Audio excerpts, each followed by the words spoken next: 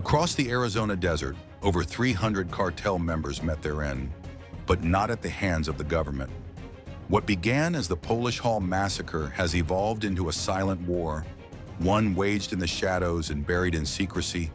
The Hells Angels have returned, striking with precision and leaving no trace behind. Yet one question lingers. How did they plan it so flawlessly? And why does the government remain so eerily silent? Join us as we reveal how the Hells Angels attacked the cartel boss's headquarters on the Arizona border. The Arizona desert has always been a place without rules. For decades, it was simply a deserted crossing ground. Then came the fearless Hells Angels. However, they weren't the only fearless group in that region. From the south came another kind of force, the Sinaloa Cartel, armed to the teeth and trained like soldiers. And just as expected, both worlds collided. It was inevitable. When the dust cleared, 300 cartel members were dead. But what instigated the clash? To understand that, let's rewind to 1974. Cleveland, a small Polish neighborhood, hosted a motorcycle show inside a hall meant for local families. But that night, the event turned into a bloody nightmare. It was the deadliest biker clash in the history of the United States, and the aftermath was dubbed the Polish Hall Massacre. For the Hells Angels, that day was tragic, but that tragedy birthed something deeper, a bond sealed in blood. Decades later, that same loyalty burned bright again in Arizona, and it was obvious that the fight wasn't just about territory. The Angels moved like a unit, using old war tactics and new weapons.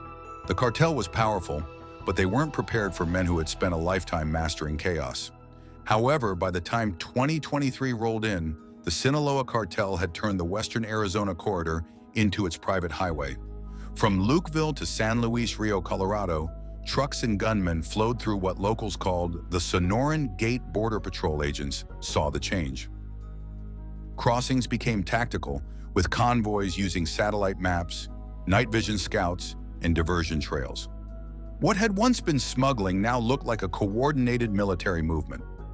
Around the same time, ranchers near Ajo started spotting motorcycle groups riding at night, scanning fence lines and patrolling dirt roads. Police thought they were vigilantes, but intercepted radio chatter said otherwise. The voices used codes linked to the Hells Angels California nomads, and they had their reasons. The cartel's fentanyl had taken too many of their brothers. To them, it was retribution. The code forever forward had turned into something sharper, heavier. By late 2023, reports from the Pima County Sheriff's Office showed strange activity along State Road 85, burned out vehicles, NATO shell casings, and tire marks. Leading North witnesses mentioned Harley riders escorting civilian trucks in tight formation through the desert. Nobody could explain it, and nobody wanted to believe what it really was. Then it all went down on March 17, 2024. A convoy of 12 trucks crossed through an unmarked path outside Organ Pipe National Monument. They belonged to Los Ninis, the Sinaloa Cartel's enforcers, heavily armed with M249s, RPGs, and drones sweeping the dark. They were heading toward a storage hideout near Kasab, with the mission to move narcotics meant for United States distribution. But the northern route was already under control by none other than the Hells Angels. They expected to face border patrols. What they met instead were engines rumbling low, headlamps blacked out, and men in leather vests waiting in silence.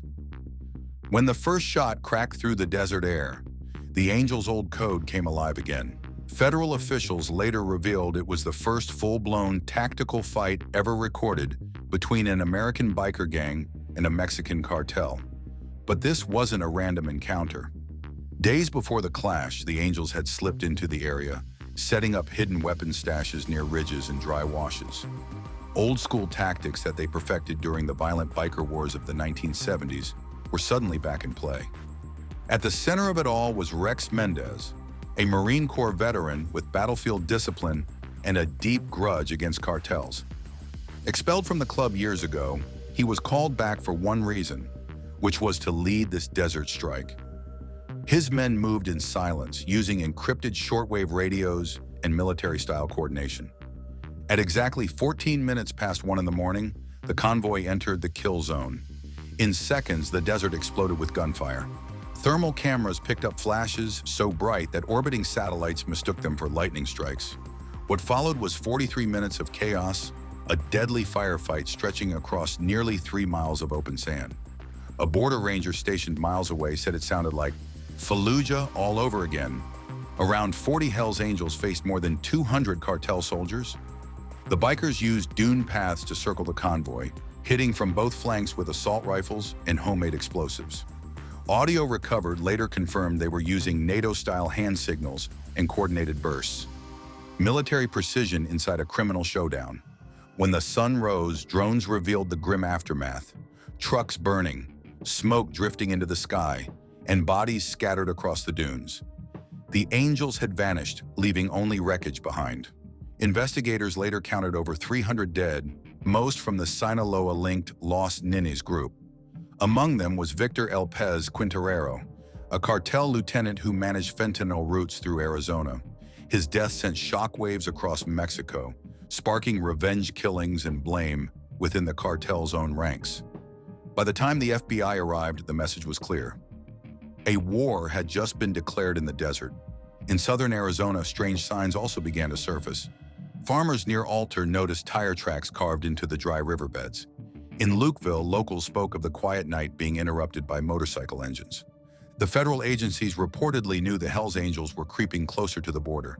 Still, they stood aside because some officials believed the bikers could serve as an unofficial counterforce to cartel activity.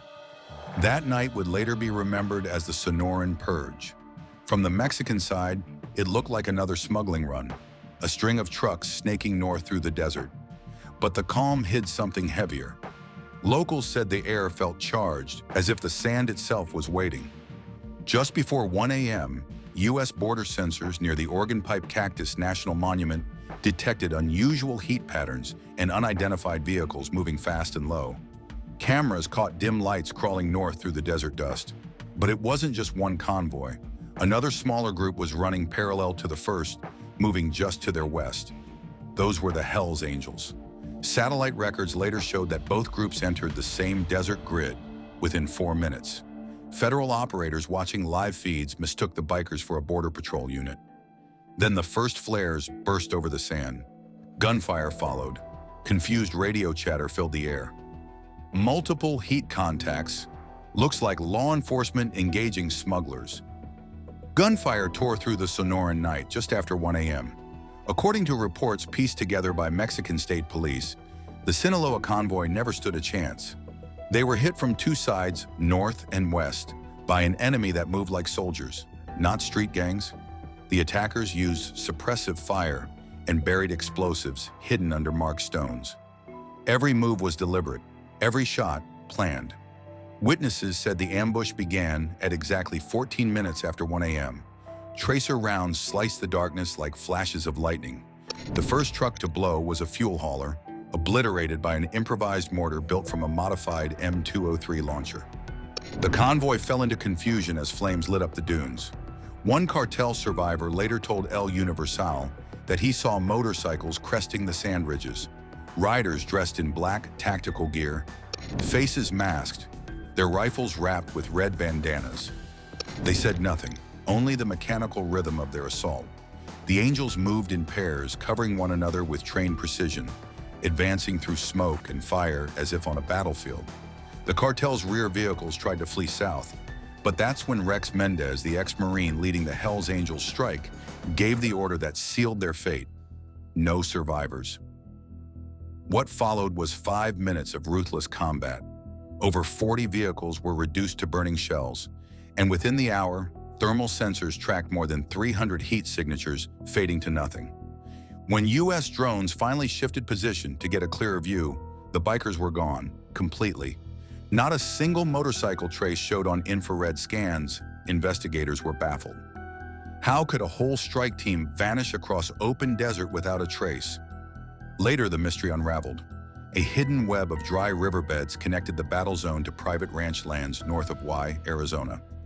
Those routes, known only to locals, fed straight into the Tohono O'odham Nation Reservation, an enormous stretch of territory federal agents rarely entered without tribal clearance. That's where the Angels disappeared into the desert's veins, swallowed by silence. By dawn, all that remained was a legend that no one would publicly admit happened. The desert, once again, kept its secret. By sunrise, the Arizona desert looked like the aftermath of a forgotten war. The sand was littered with bodies and scorched weapons, the air heavy with the smell of oil, blood, and gunpowder. The Hells Angels had chosen their battleground perfectly, and they left nothing behind but ruin. At 7:45 a.m., Mexican troops crossed the border to recover their dead. But by then, U.S. forces had already locked down the area. The official story given to the media was simple: an inter-cartel shootout. Yet the evidence on the ground said otherwise. Investigators found U.S.-made NATO shell casings traced back to an Arizona National Guard armory batch stolen in 2020. Whoever planned this attack were trained. Within hours, the internet began to stir. Encrypted biker forums filled with coded chatter and blurred photos of charred pickup trucks. The posts carried a single phrase: 173 Retribution. To longtime members, the message was unmistakable. It was a nod to the Angels' infamous 1974 Polish Hall confrontation. For them, the Sonoran Purge was payback. The Hells Angels had lost too much to stay silent. Brothers dead from fentanyl, families torn apart by addiction, children taken by the cartel's poison. To them, this was more a revenge than a crime. It was the front line of a war that no government had the courage to fight. A leaked Homeland Security report later confirmed what many suspected. The Angels acted on their own. No federal backing, no coordination. But their precision rivaled that of trained military units. The report listed 3 confirmed safe houses in Tucson, Nogales, and Ajo, all under surveillance. None were raided. Washington stayed silent. Behind closed doors, federal agents argued about the next step. Confronting the Angels risked sparking a domestic insurgency. Ignoring them meant letting an outlaw army enforce its own kind of justice. The government chose silence. Across the border, the Sinaloa cartel answered in blood. Within 2 days, gunmen stormed a ranch in Sonora, executing 2 men believed to be American nationals. Soon after, a scrapyard in Phoenix went up in flames. The owner, a rumored Angels affiliate, vanished without a trace. The war had only just begun. Not long after the desert battle, cartel forums lit up with threats. Photos of charred motorcycles appeared online, captioned in Spanish, "For every boss, a death." But the cartel's warning only fueled the Hells Angels' fury. Within 2 weeks, 3 cartel commanders, El Gato, Pajaro, and Moro, were found dead along the Sonoran highways. Each body carried the same mark carved into the chest, a flaming skull with angel wings. It wasn't graffiti. Mexican officials quietly told reporters the killings looked ritualistic, likely the work of a foreign group. But no one was ever named, and the case files disappeared into silence. Still, the signs of the Angels' presence were impossible to hide.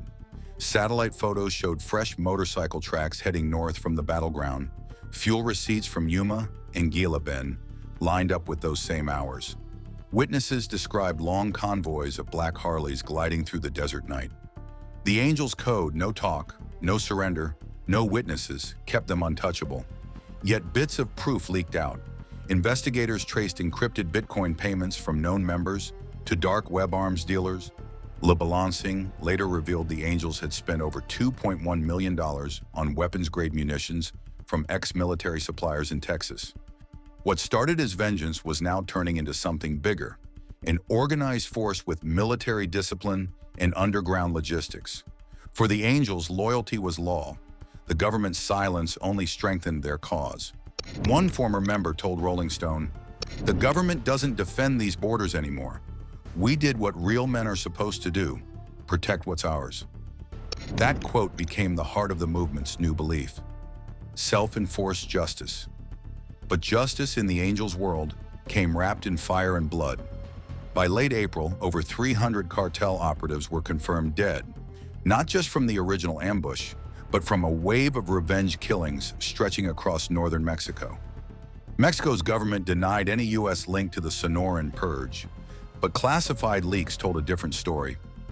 A secret defense report revealed that the attackers' precision Mirrored U.S. Special Operations training analysts suspected that former Marines and private contractors had joined the Hells Angels ranks. That theory proved true when investigators traced recovered AR-15 rifles, custom builds with erased serials, back to old Marine surplus shipments diverted years earlier. The discovery forced the FBI to launch Operation Red Rain, a covert investigation into biker militias operating near the southern border. Yet despite hundreds of deaths and piles of evidence, not a single angel has ever been arrested. Weeks later, satellite footage revealed strange patterns deep in the Arizona wastelands, but the locals said nothing. Journalists who drove into Ajo and Y found locked doors and blank stares. One rancher finally told NBC News, "Nobody talks about that night. You didn't see it. You didn't hear it. You just keep your head down." Officials claim the truth was lost to technical failure. The Intercept was told that all border surveillance footage from March 17th had been corrupted, yet fragments leaked anyway. When federal cleanup teams and local sheriffs arrived, they were given one order: collect what's left, then erase everything else. Evidence was gathered, and bulldozers followed. Dozens of destroyed vehicles were buried in shallow desert trenches under the guise of environmental reclamation. Within hours, the scene was gone. But in the digital age, you can't bury proof forever. Satellite analysts from Bellingcat later revealed nearly 3 miles of burn scars across the northern edge of Organ Pipe Cactus National Monument, clear signs of multiple vehicle explosions. Reuters reported over 300 confirmed cartel deaths, while Mexican officials privately admitted the number was closer to 400. In Sonora, families lined up at morgues clutching missing posters. Some bodies were found, many never were. Forensic experts said several remains were burned beyond recognition, possibly by thermite, a military-grade incendiary compound. The theory was never confirmed publicly, but investigators knew what that meant. Whoever carried out the attack had access to serious weaponry. A leaked Customs and Border Protection debrief, later published by ProPublica, described an unknown paramilitary motorcycle unit operating with near-perfect tactical discipline. The attackers used NATO-style suppressive formations, coordinated advances, and precision fire patterns, techniques far beyond street-level gangs. Every point aligned with what witnesses had already described. This was no random ambush. It was a calculated military strike. Meanwhile, chaos consumed the Sinaloa cartel. Commanders vanished, safe houses were torched, and rival factions turned on one another, each accusing the other of betrayal. What began as a border skirmish had now fractured one of Mexico's most powerful criminal empires. The official record still calls it an internal cartel dispute, but the leaked footage, the scorched earth, and the missing men tell another story. After the massacre, the DEA began picking up strange cartel messages. Many members believed the U.S. had unleashed mercenaries against them. One enforcer told El Universal that it felt like being hunted by ghosts. The cartel's media group, Los Chapitos Media, quickly claimed that American agents had guided foreign hitmen, but insiders knew the truth. The cartel struck back fast. Within 2 weeks, they launched revenge attacks across Tucson, Phoenix, and Yuma, targeting anyone thought to be linked to the Angels. Several were killed, some vanished, and a Phoenix scrapyard used for Harley repairs was burned down. But their retaliation only made the story stronger. Inside the U.S., the FBI secretly opened Project Black Smoke, a classified operation meant to hide any evidence of vigilante biker missions along the border. According to a Newsweek leak, the project's goal wasn't justice, it was silence. One retired FBI agent summed it up: "When devils fight devils, we look the other way." And that's exactly what the government did. There was no acknowledgement. Officially, they called it a narcotics dispute. But the Hells Angels knew what had happened, and to them, it was payback. On April 9, 2024, hundreds of bikers gathered at an abandoned airstrip near Tonopah, Nevada. Satellite images showed over 300 motorcycles forming a massive circle. Witnesses spoke of bonfires and a ritual called the Burn, where bikers threw patches, photos, and bullet casings into the flames while repeating their creed: "Forever forward." By dawn, a new symbol had been born, a winged skull surrounded by barbed wire with the number 317, honoring the dead cartel leaders. Soon after, murals, online graphics, and secret messages appeared with the slogan, "No talk, no witness." In Phoenix, a huge mural briefly appeared under a highway bridge showing the angel's skull emblem above the words, "They crossed, we answered." It was quickly painted over, but not before the image went viral. By June 2024, a Department of Justice memo quietly admitted the obvious. Biker gangs were evolving into paramilitary groups along the southern border. The Angels had done what years of government funding and military patrols couldn't. They ended cartel incursions through fear. One U.S. border official told NBC News, "We don't need to like them, we just need them to keep the bad guys out." Across Arizona's desert towns, the gunfire faded and smuggling trails went quiet. But locals said they still heard engines at night. "Nobody asks who they are anymore," one rancher said. "Everyone already knows, huh?" The United States Navy unleashed a weapon that has made drug cartels tremble in the Pacific. Hidden for years under top-secret programs, the laser system Helios strikes faster than any missile and costs mere dollars per shot. Could this technology finally turn the tide against billion-dollar smuggling networks? And what shocking footage reveals the true power of lasers at sea? Will the cartels ever recover? Join us as we find out what happens when the United States Navy's laser weapons go to battle against the cartels. The USS Preble was cutting through the Pacific in October 2024, carrying a weapon no warship had ever tested in real-world conditions. Buried under layers of secrecy sat the Navy's new high-energy laser with integrated optical dazzler and surveillance system, known simply as Helios. This was not just another piece of military hardware. It was about to prove itself in action for the first time. Naval intelligence had been following strange activity near the California coast. Small, fast boats were moving drugs at night, and whenever Coast Guard cutters moved in, drones suddenly appeared overhead. These weren't amateurs trying their luck. Cartel groups had turned smuggling into coordinated military-style operations. Their speedboats could push past 60 miles an hour while carrying loads of cocaine worth more than $20 million. Meanwhile, the drones circling above provided real-time video to handlers on shore. The result was that the cartels always seemed one step ahead, making traditional interdictions nearly useless. That was about to change. With Helios on board, the Navy no longer had to waste $4.3 million Standard Missile-6 interceptors on drones that cost only a few $1,000s each. Instead, the laser system could fire at a cost of about $13 per shot. The weapon drew 120 kilowatts directly from the ship's own electrical system, removing the need to carry ammunition or resupply mid-mission. The way it works is both simple and extraordinary. Fiber optic cables generate separate beams of light that are combined into one powerful stream. This method, called spectral beam combining, produces temperatures hot enough to burn through a steel engine or set a drone's body ablaze in seconds. Unlike missiles or bullets that travel through the air, laser energy moves at the speed of light, 186,000 miles per second. Against cartel speedboats, this meant instant results. Many of the engines contained aluminum parts that vaporized under the heat. Crews often abandoned ship the moment they saw smoke rising from the stern. The drugs, however, stayed on board, making it easier for authorities to recover the evidence and cripple billion-dollar trafficking routes. The system tracks its targets through a mix of thermal sensors and radar. Unlike conventional weapons, it never runs out of ammunition. That made it particularly effective against the drone swarms the cartels had started using to overwhelm border patrols. What once required multiple ships and costly interceptors could now be handled in seconds by a single vessel equipped with Helios. There were limits, however. The weather along the Gulf Coast sometimes made things tricky. Heavy moisture in the air could scatter the beam, forcing operators to adjust power or wait for conditions to improve. Smugglers were quick to adapt, timing large-scale runs to coincide with storm seasons when laser weapons were less reliable. Even with these challenges, the Navy is already looking ahead. Plans are in motion to expand Helios to 300 kilowatts for use on future DDGX destroyers and next-generation frigates. Right now, only larger ships with advanced power systems can support the huge energy and cooling requirements.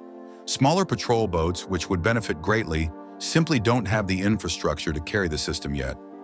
Helios is also linked to the Aegis combat system, giving ships layered defenses against both air and surface threats.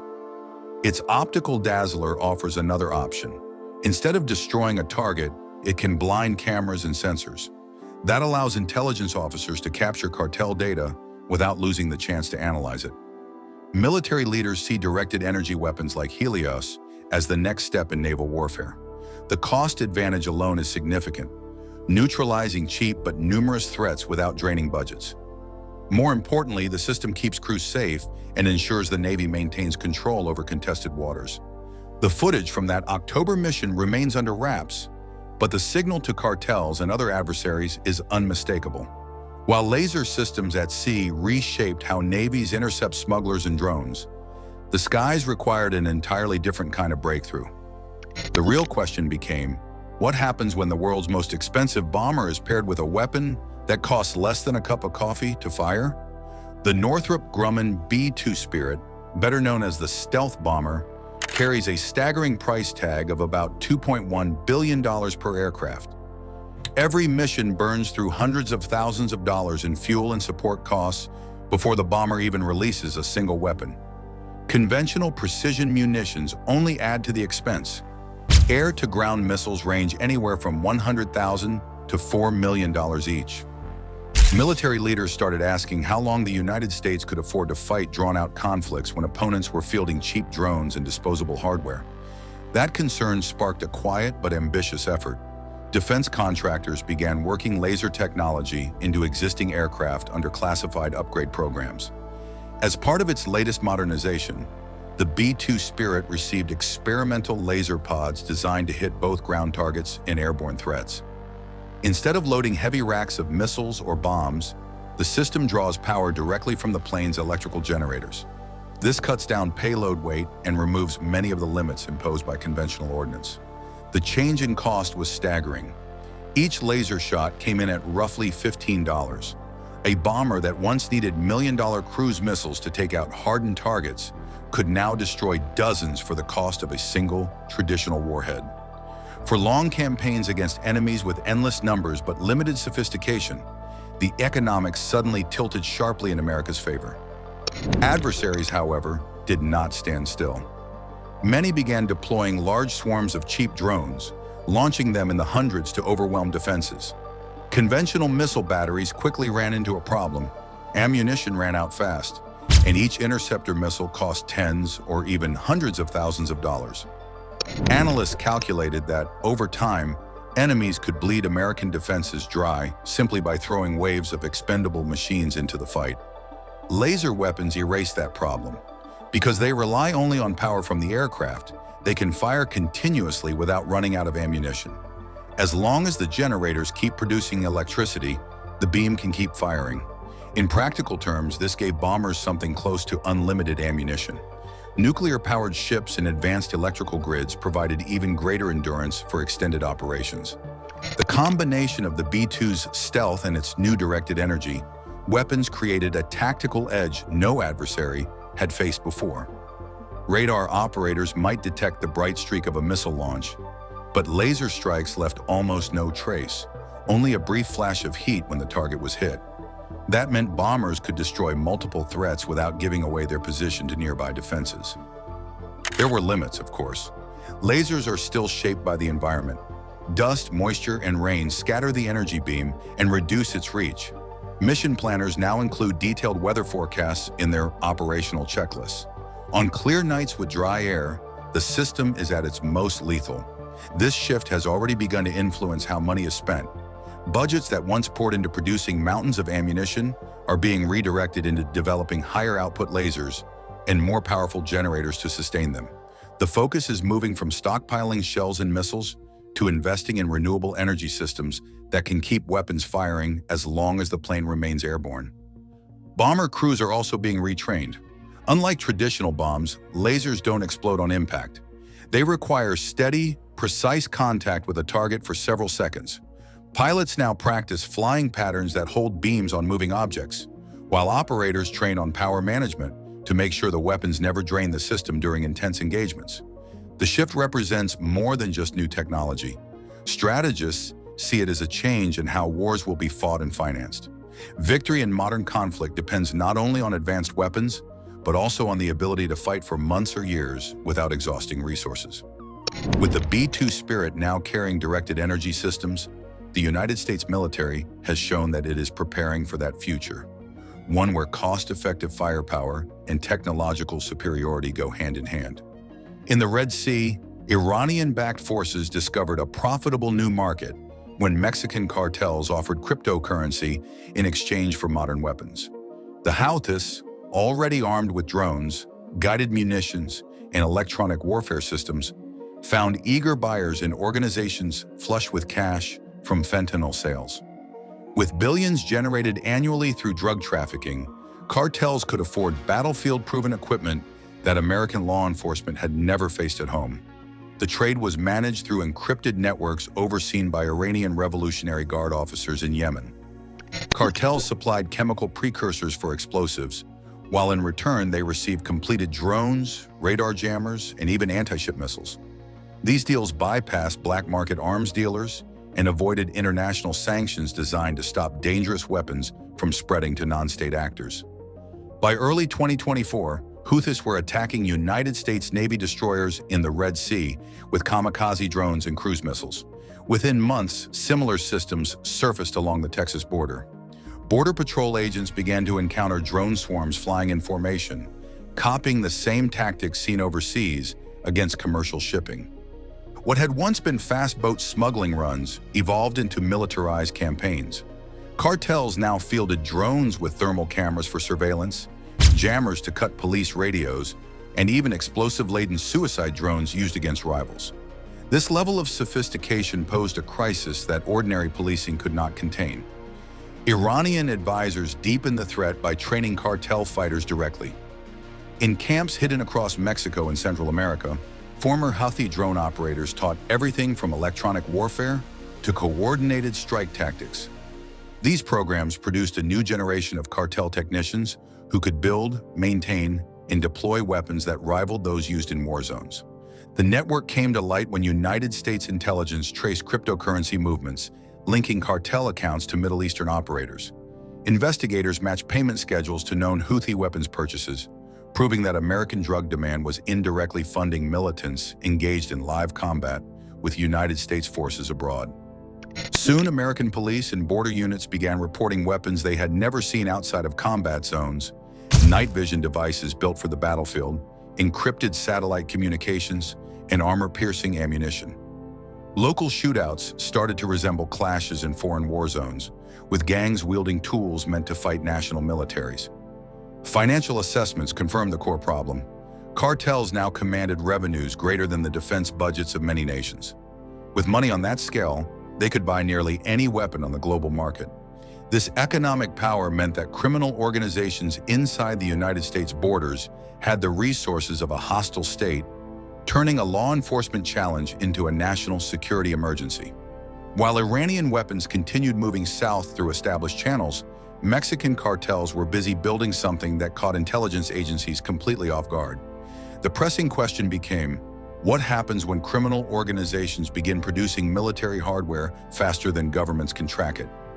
Using just the profits from a single fentanyl shipment valued at around $200 million, cartels set up underground aerospace manufacturing sites. These weren't makeshift workshops or hobbyist drone operations. They were full-scale facilities staffed with engineers who had once worked for legitimate defense contractors.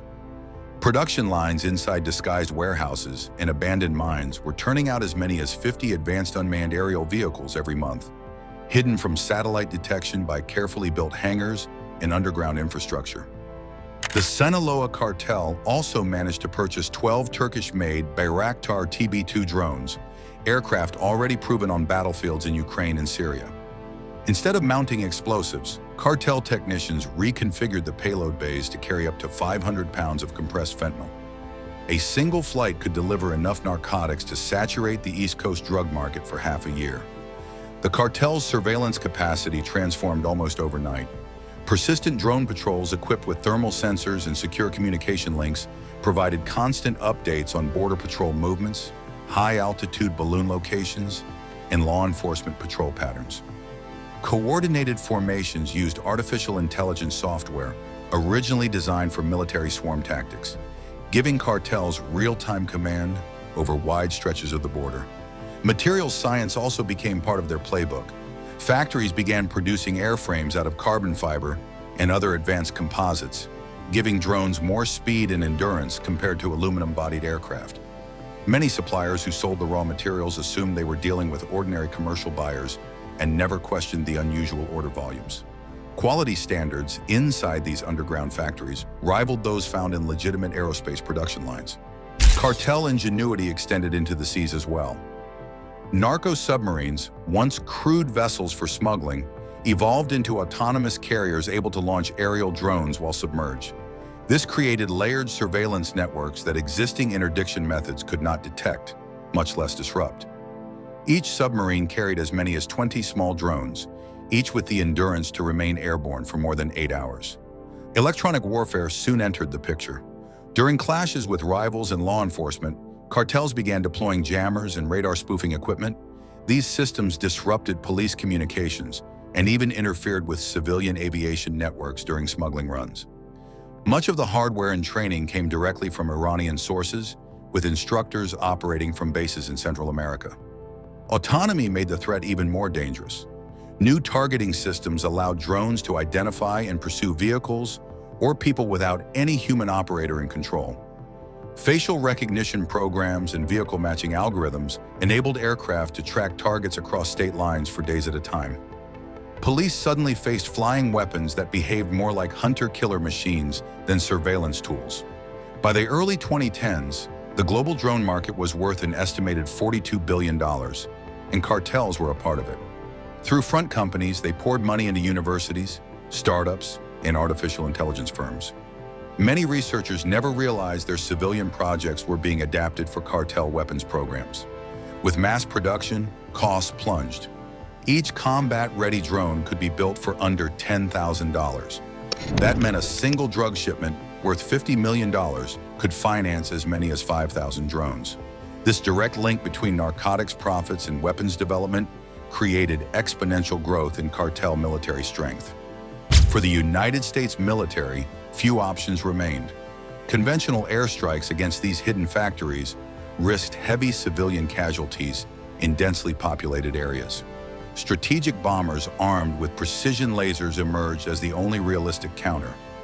Unlike explosive munitions, directed energy weapons could destroy underground entrances, manufacturing equipment, and command centers with surgical accuracy, carrying out strikes inside the United States territory without triggering the kind of devastation that traditional weapons would cause. Cartel breakthroughs in drone technology grabbed headlines, but America's investment in laser weapons gave the United States a clear advantage. Unlike missiles or conventional guns, directed energy systems have a major edge. They perform best in the very conditions that smugglers depend on. In many ways, nature itself has become an ally for the United States' defense. Could the very skies the cartels rely on actually be working against them? By 2023, military planners had figured out how to use weather and air conditions to know when lasers would work best. Some people pointed out possible limits, but in fact, these conditions usually gave the United States an advantage over the cartels. Clear skies, low humidity, and stable temperatures, the most common conditions along key border areas, allow lasers to strike targets with pinpoint accuracy, almost instantly.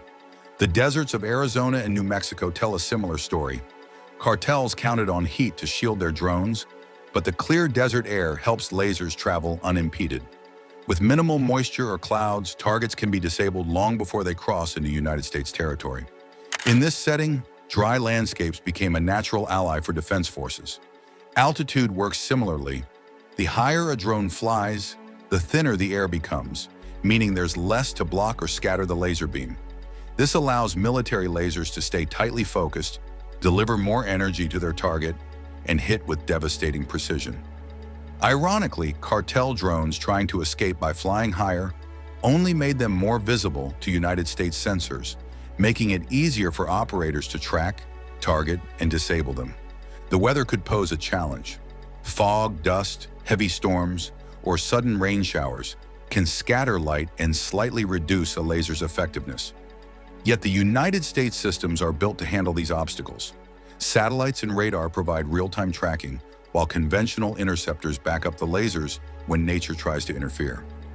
On most days, clear skies, dry air, and stable temperatures give American defenses a natural advantage. By the end of the day, the cartel's massive investments in drones rarely paid off. Instead of shielding them, the atmosphere often magnified the effectiveness of the United States' lasers. Sunlight, desert air, and thin, high-altitude conditions became silent allies, turning the sky into a vast, invisible extension of America's shield, a force the cartels could neither hide from nor fight. The cartels thought their drones and smuggling tricks gave them an advantage, but the United States Navy's laser weapon changed that. Quiet, accurate, and powerful, it turns the skies the cartels counted on into a place they can't control. After years of speculation, people around the world can finally see the United States Navy's laser weapon in action against cartel operations. For the first time, the power, speed, and precision of this technology are on full display.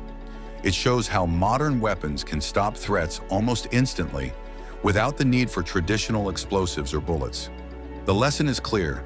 The future of fighting crime and warfare has arrived, and the balance of power has shifted in favor of those who can control the skies. The war on drugs has entered a new era. Cartels, once smugglers with crude tricks, now wield advanced technology that slips past borders and even strikes back. But their confidence shattered when the United States unleashed the mother of all bombs on a hidden drug lab. The blast was a message of unmatched power. The question is, can cartel firepower ever stand against such destruction? Join us as we uncover how America's deadliest bomb tore through the cartel's strongest defenses. In recent years, the northwestern Mexican state of Sinaloa has been caught in what looks less like a police problem and more like a war zone. Rival wings of the Sinaloa cartel, one of the most powerful criminal syndicates on the planet, have been locked in a brutal fight for control. Streets, highways, and even rural villages have turned into battlegrounds where ambushes, roadblocks, and running gunfights are common. The Mexican government has tried to hit back hard. Security forces have swept through Sinaloa since last October, arresting more than 1,500 suspected cartel members. Yet despite these efforts, the violence has not slowed. Mexico as a whole remains under the shadow of cartel power, where heavily armed groups wield more influence than police in entire regions. Across the border, the United States has been watching closely. For years, President Donald Trump threatened to involve the U.S. military directly in the fight against Mexican cartels. Washington has already gone so far as to label the Sinaloa cartel and several other organizations as foreign terrorist groups. Covert surveillance has been ramped up as well. Reports suggest the CIA has been flying drones over Mexican airspace to map fentanyl labs, weapons routes, and command hubs used by these networks. Now, what once sounded like a bluff is inching toward reality. Trump has reportedly signed a directive authorizing the use of military force against the cartels. Inside the Pentagon, planners are sketching out what such an operation might look like. Thousands of extra U.S. troops have been sent into the waters surrounding Latin America and the Caribbean, a move that military observers read as both a show of strength and a pre-positioning of forces. The news rattled officials in Mexico City. They had believed that negotiations with Washington were moving towards some kind of joint security pact. Instead, they learned through reports that unilateral strikes might be coming. Mexico's president, Claudia Sheinbaum, drew a hard line. Speaking on August 11th, she declared, "We will never, ever allow the U.S. Army or any other institution of the United States to set foot in Mexican territory." After more than 2 decades covering these wars, many analysts argue that an American attack won't solve the problem. The cartels are no longer just Mexican gangs. They are sprawling, transnational networks. They run drug pipelines, extortion rackets, human trafficking rings, and money laundering schemes that stretch far beyond Mexico's borders. A few drone strikes or commando raids would do little more than scratch the surface, while also triggering a diplomatic firestorm with Mexico. Cooperation, not confrontation, has always been the key to weakening such groups. Still, hawks in Washington see things differently.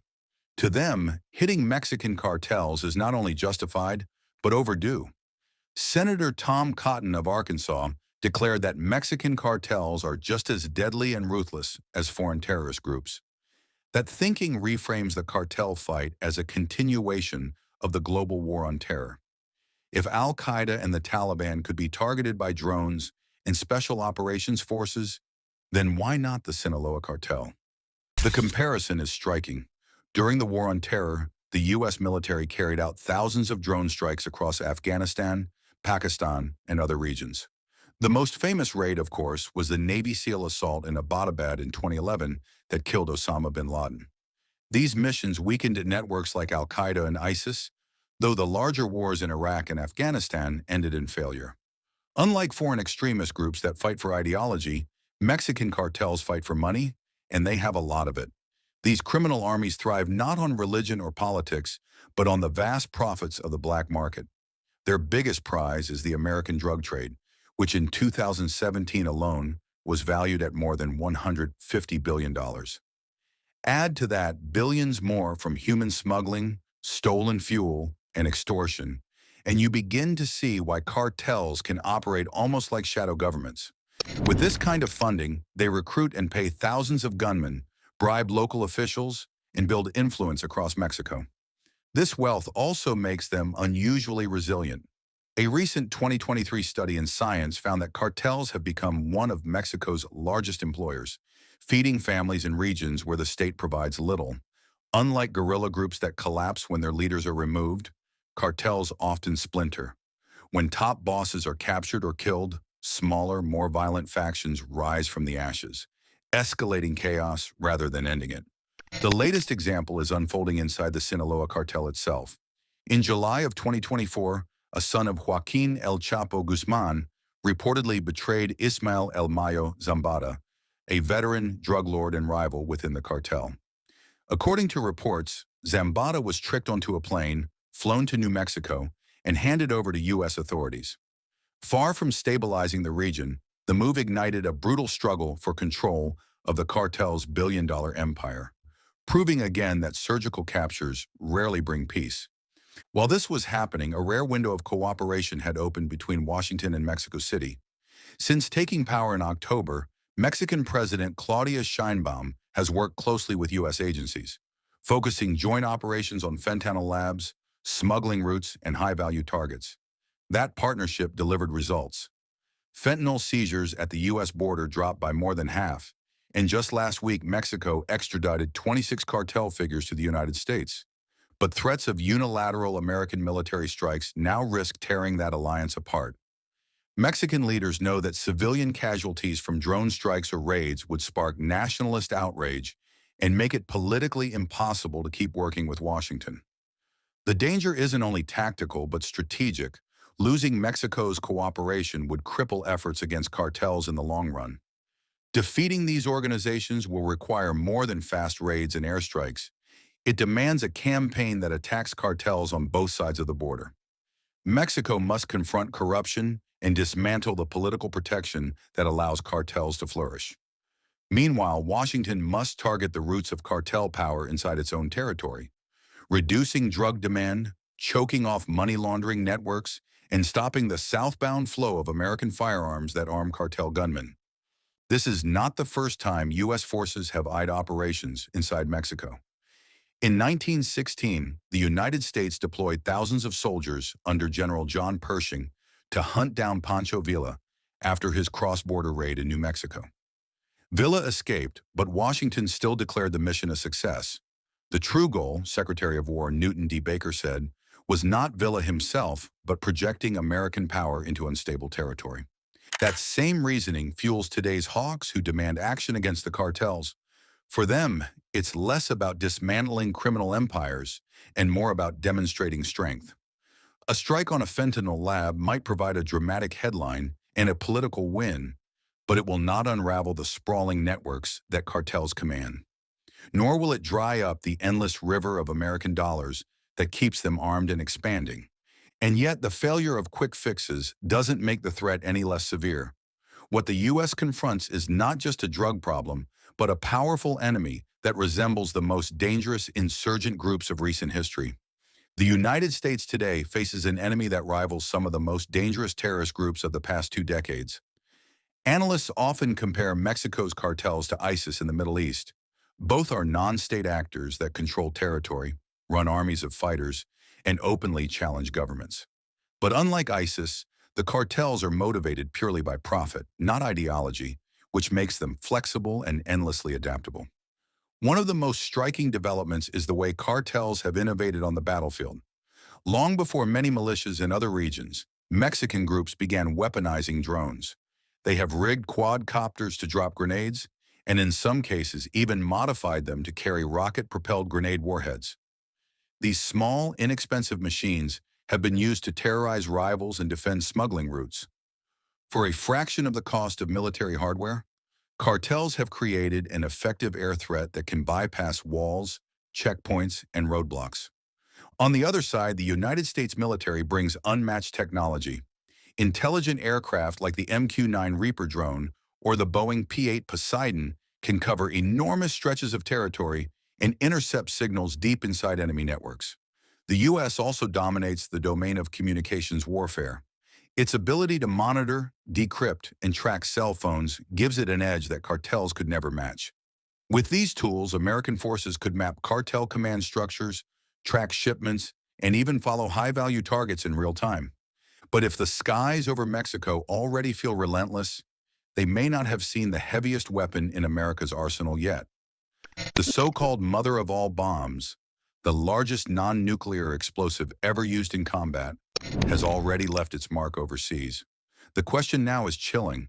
If the U.S. were willing to drop such a weapon on hardened targets before, what chance would a cartel drug lab have if it ever faced that kind of fury? The fight against the cartels has reached a new and dangerous stage, one that leaves no room for hiding in tunnels, compounds, or remote jungles. The U.S. has begun testing the limits of its arsenal, and among the weapons that cast the longest shadow is the infamous GBU, 4343/B Massive Ordnance Air Blast Bomb, better known by the name it earned in military circles and headlines alike, the mother of all bombs.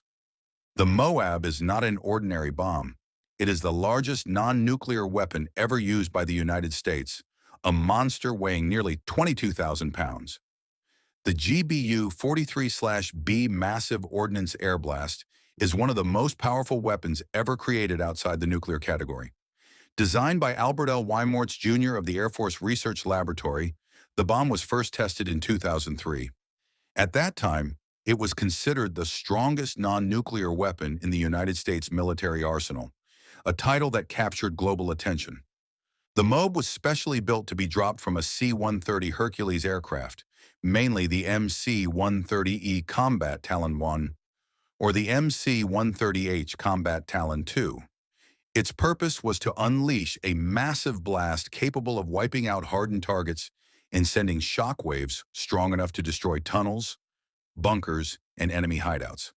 The bomb's nickname, Mother of All Bombs, drew inspiration from a phrase once used by Saddam Hussein during the Gulf War in 1991, when he spoke of the mother of all battles. That phrase stuck in history, later reimagined to describe this enormous weapon. Though it was tested in the early 2000s, the Moab remained unused in real battle for years. That changed on the 13th of April, 2017. On that day, the United States military deployed the bomb in Afghanistan against an Islamic State, Khorasan Province tunnel complex in the Asian district. The strike sent shockwaves across the world, not only for its destructive force, but also for the message it carried, that the U.S. was willing to unleash its most fearsome non-nuclear weapon when necessary. Reports describe the ground shaking as if struck by an earthquake. Unlike a precision strike aimed at a single room or vehicle, the MOAB is designed to erase everything in its blast radius: buildings, bunkers, weapons, and the will to resist. Its destructive power sends a message as much as it causes devastation. There is no safe haven. One interesting fact is that unlike nuclear arms, this bomb does not require presidential authorization for use. It is, however, one of the deadliest non-nuclear weapons ever built. Measuring roughly 30 feet in length and weighing more than 21,000 pounds, the bomb is guided by GPS and delivered from the cargo doors of an MC-130 transport plane. Once released, it slides from a pallet, steadied by a parachute, before its four lattice fins steer it into position. The MOAB's power lies in its massive blast wave. Packed with 18,000 pounds of TNT inside a thin aluminum casing, it creates an explosion said to stretch nearly 1 mile in every direction. The weapon is specifically designed to obliterate underground facilities, collapse tunnel systems, and terrify enemies who may be hiding below the earth. Though it was originally developed during the Iraq War at a staggering cost of about $16 million each, the bomb had never been used in battle until this moment.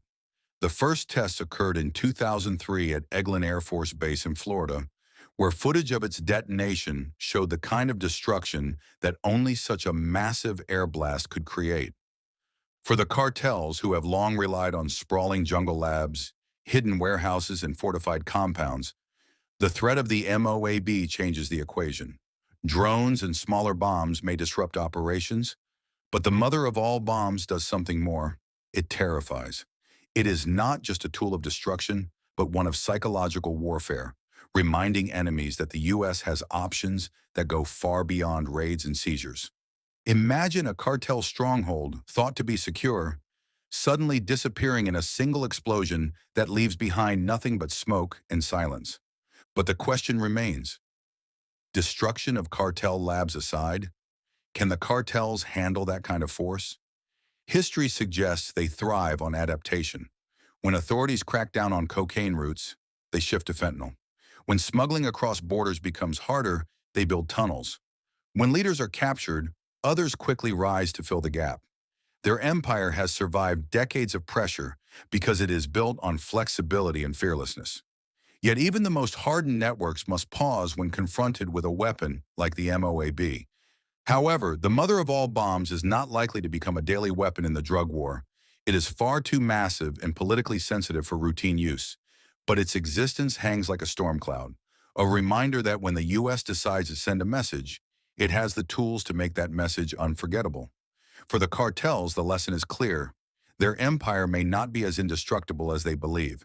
And yet the Moab does not hold the title of America's heaviest non-nuclear weapon, which means that the cartel has more than the mother of all bombs to be terrified of. That honor belongs to the massive ordnance penetrator, a colossal 30,000-pound bunker buster designed to drill through reinforced targets before unleashing devastation. The United States recently dropped more than a dozen giant bunker buster bombs on Fordo and Natanz. These were not ordinary weapons. Among them was the GBU-57 massive ordnance penetrator. Each one weighs about 13.5 tons and is designed to tear through even the strongest underground defenses. Bunker busters are bombs built for one purpose: destroying heavily protected facilities hidden deep beneath the earth. Normal bombs explode on the surface, releasing force outward, but bunker busters work differently. They are built to drive themselves into the ground before detonating, pushing their full explosive power downward into the soil and concrete, reaching places other bombs cannot. The MOP is the largest bunker buster in America's arsenal, and apart from nuclear weapons, the most powerful of its kind anywhere in the world. It weighs around 13.5 tons, and under the right conditions can pierce as much as 60 meters of reinforced ground. The exact number of these bombs that exist is not public, but estimates suggest America may have only around 20. Some reports claim that as many as 14 were used in these recent strikes, meaning a large portion of the entire stockpile may have been deployed in just this one operation. Now imagine the impact this would have in ending the war against drugs. Yet there are serious obstacles. Unlike Afghanistan or Iraq, Mexico is a sovereign neighbor, and U.S. forces would almost certainly need the permission of Mexico City to act. Without that green light, open military actions such as drone strikes or air raids would risk sparking a diplomatic crisis. Even if the Mexican government agreed, the cartels have deeply infiltrated state institutions. From local police to high-level officials, cartel networks have eyes and ears everywhere. Any planned strike might be leaked before it begins, allowing bosses to slip away and leaving American forces striking shadows. Because of these challenges, many experts believe that a conventional campaign of bombs and drones is unlikely. Instead, the most realistic scenario would be a covert war, a series of surgical operations carried out by U.S. Special Operations Forces. These units thrive in environments where intelligence is key and precision is more valuable than brute force. As one veteran noted, 4 operators with a radio can bring more firepower than an entire company of riflemen. By calling in air support or guiding precision munitions, small teams could disrupt cartel operations with minimal footprint. But even special operations have limits. Raids can capture or kill targets, but unless the larger networks are dismantled, new leaders will emerge. That raises the ultimate question. What does victory against the cartels even look like?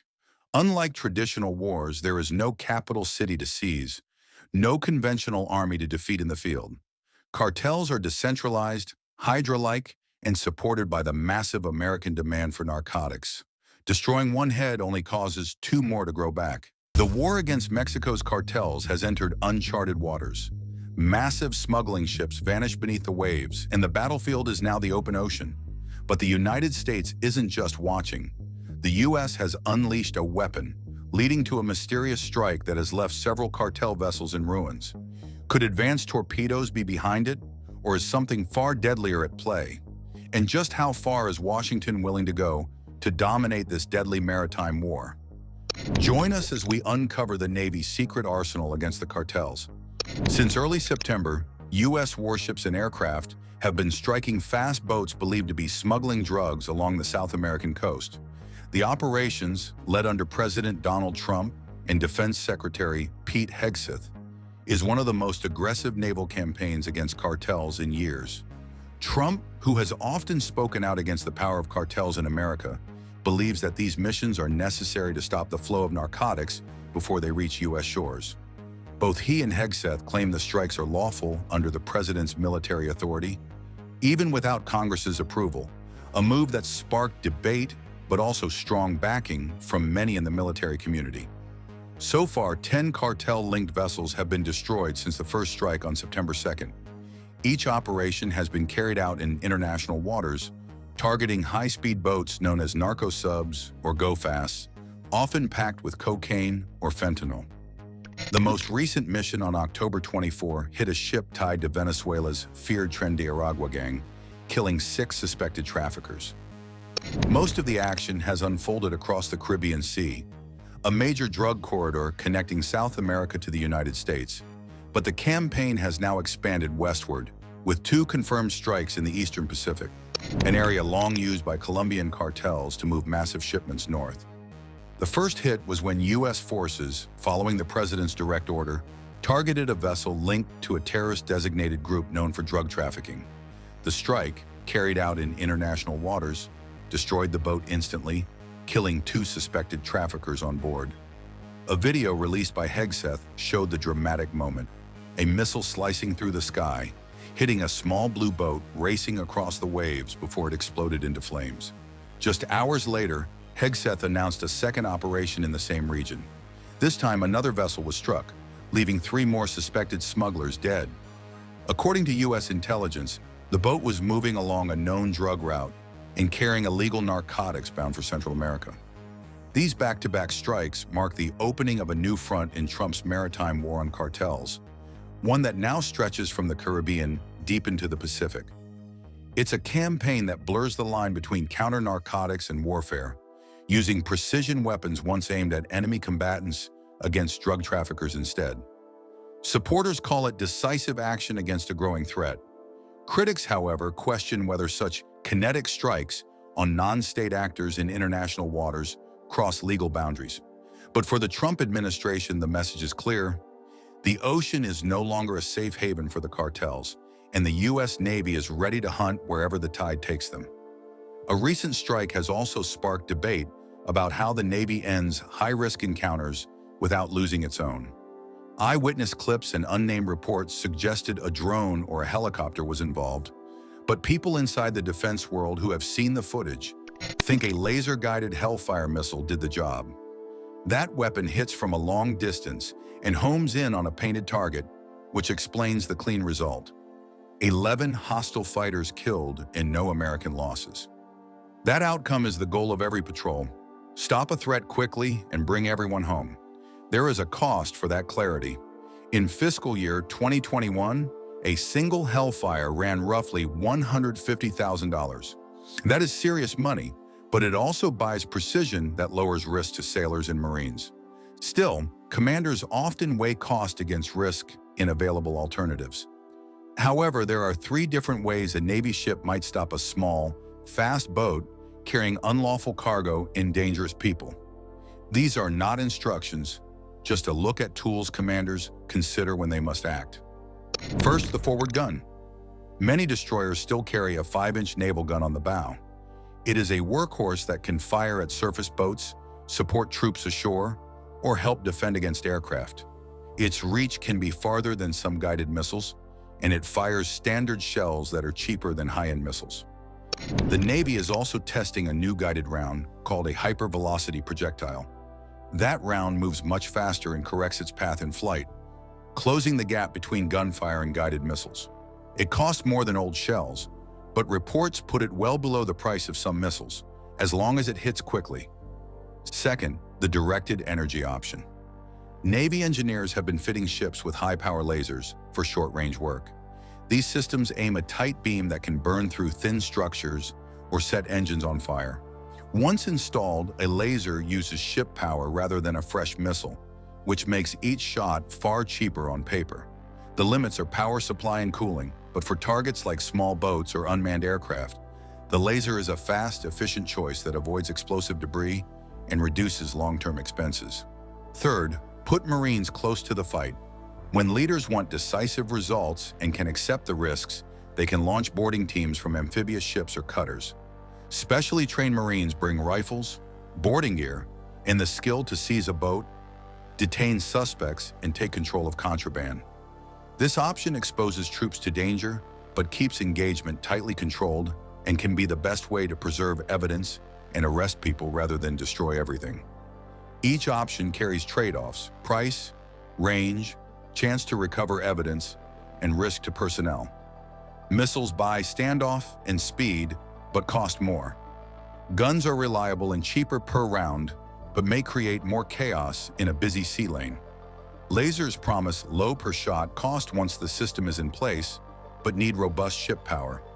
Marines offer surgical results and law enforcement value, but put people in harm's way.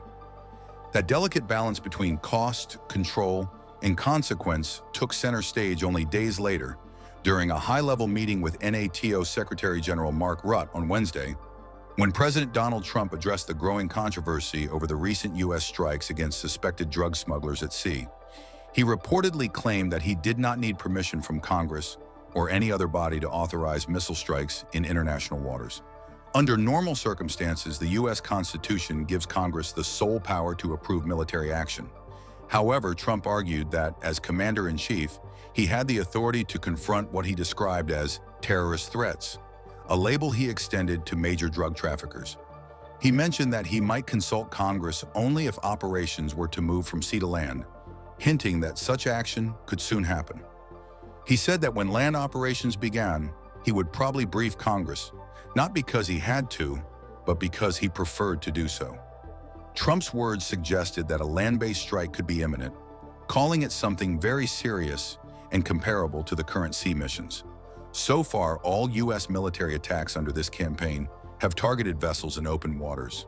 Yet critics argue that these actions make little sense, as government research shows that most drug trafficking happens overland or through official border crossings, not by sea. Human rights advocates have voiced deeper concerns. They warned that the strikes could violate both U.S. and international law, especially since extrajudicial killings outside combat zones are banned. Simply labeling someone a terrorist, they argued, does not legally justify the use of lethal force. The administration has also not shared evidence proving the individuals on the targeted vessels were guilty of crimes. Recently, 3 United Nations experts released a joint statement condemning the campaign, calling it a breach of the UN Charter. They said that attacking targets in international waters without a valid legal basis violated maritime law and amounted to unlawful killings. They also warned that such actions echoed the long and painful history of foreign interventions in Latin America, something the world should not repeat.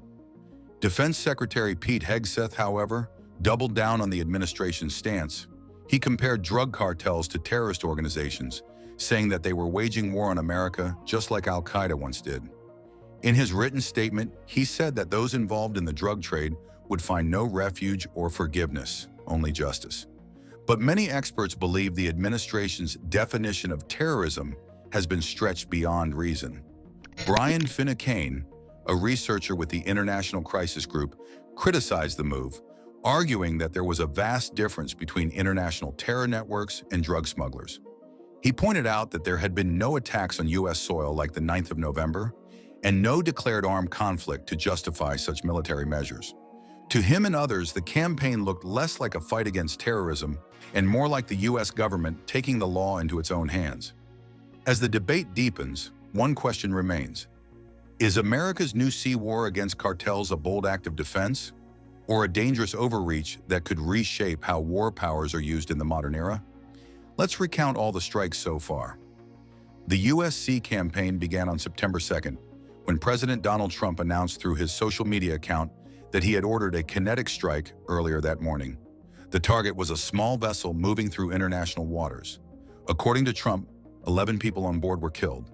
He described them as terrorists, though their names, destinations, or cargo details were never released, and no proof of their alleged crimes was provided. Trump declared that the attack should serve as a warning to anyone attempting to smuggle drugs into the United States. He accused the victims of being tied to Venezuela's Tren de Aragua gang, again, without offering evidence. More attacks soon followed. On September 15, another strike hit a vessel in the Caribbean, killing 3 people. 4 days later, on September 19th, a third strike took place, leaving another 3 dead. The campaign showed no sign of slowing down. By October, the operations had become routine. On October 3rd, Defense Secretary Pete Hegseth announced that a 4th strike had been carried out, killing 4 individuals. Less than 2 weeks later, on October 14th, another attack killed 6 more people. The 6th strike, on October 16th, marked a major shift. The U.S. military reported targeting what it called a submarine believed to be transporting drugs. 2 people were killed in the blast, but 2 others survived. Both survivors were repatriated, one to Ecuador and one to Colombia. Later, Ecuador's government released its citizen, explaining that investigators found no evidence linking him to any crime. Only a day later, on October 17th, another U.S. airstrike hit a separate vessel, killing 3 more. This time, the Trump administration claimed the victims were members of Colombia's National Liberation Army, a long-running rebel faction with ties to drug trafficking. By Tuesday, the campaign had expanded beyond the Caribbean. New reports revealed that the latest airstrikes were conducted near Colombia's Pacific coastline, showing that the conflict had spread across 2 oceans. For U.S. forces, the mission was evolving fast. What started as a single warning strike had turned into a full-blown offensive stretching across the Caribbean and Pacific. But with growing doubts from foreign governments and human rights groups, questions lingered over how far this new kind of war would go, and whether the line between law enforcement and warfare had already been crossed. Now the wave of 9 precision strikes has reignited old hostilities, this time between Washington and 2 powerful voices in South America, Colombia's Gustavo Petro and Venezuela's Nicolas Maduro. At the United Nations, Venezuela's envoy, Samuel Reynaldo Moncada, stood before the Security Council, pleading for the bombings to stop. He warned that the world was watching the edge of an international crime unfold. His words may have echoed through the chamber, but on the water, the U.S. Navy and Venezuelan forces were already circling each other in a tense military buildup stretching across the Caribbean Sea. The clash between Donald Trump and Nicolas Maduro isn't new. It's a rivalry that's been brewing for years. Back in Trump's first term, he unleashed what he called a campaign of maximum pressure on the Venezuelan leader, aiming to weaken his hold on power. The plan didn't end there. When Trump returned to the White House for a second term, he doubled down. This time, he raised the bounty on Maduro's arrest to $50 million, a clear sign that diplomacy had taken a back seat to direct confrontation. Soon after, Trump gave the green light for the CIA to launch secret missions inside Venezuela. Covert operations, intelligence gathering, and special tactics became part of a quiet but dangerous game. While no one in Washington would speak openly about the missions, their presence was felt from Caracas to the Caribbean coast. Maduro, meanwhile, became more than just an adversary. He became a political weapon in Trump's larger agenda. The American president often pointed to the Venezuelan leader as proof of why he needed broader executive powers. When pushing his mass deportation campaign under the old wartime Alien Enemies Act, Trump justified it by naming Maduro as a national security threat. Then came an explosive accusation. Trump and his top advisors claimed that Maduro had orchestrated a secret invasion of the United States through the Venezuelan criminal network known as Tren de Aragua. The group, notorious for smuggling and violence across Latin America, suddenly became a centerpiece of Trump's speeches and campaign rallies. But the story started to unravel. U.S. intelligence reports later painted a different picture. A recently declassified memo from the Office of the Director of National Intelligence, released in May, revealed there was no solid proof linking Maduro to the gang's operations. In short, the claims didn't match the evidence. Still, inside the halls of power, the momentum had already shifted. With U.S. bombers flying low over the Caribbean and tensions crackling across the region, one thing was clear. The standoff between Trump and Maduro was far from over. Each move, each strike, and each speech was adding fuel to a fire that could easily spread beyond Venezuela's borders. For now, the world watches and waits as the Caribbean turns into the latest front line of political power, covert warfare, and the age-old struggle for control in the Western Hemisphere. But while ships and strategies clash at sea, another battle is unfolding on land, this time in the political arena. Tensions have flared again between former U.S. President Donald Trump and Colombia's President Gustavo Petro, turning what began as a policy disagreement into a heated war of words. Trump, known for his tough talk on crime and drugs, accused Petro of letting narcotics pour freely out of Colombia, long known as the world's top coca producer. He didn't hold back, calling Petro a thug and warning that the United States might take serious action if things don't change. According to Trump, Petro's leadership has turned Colombia into what he called a death trap. The sharp warning came during one of Trump's public appearances, where he made it clear that his patience was wearing thin. Petro, never one to stay silent, fired back almost immediately on X, the platform once known as Twitter. He threatened to sue Trump in a U.S. court, accusing him of slander and defamation.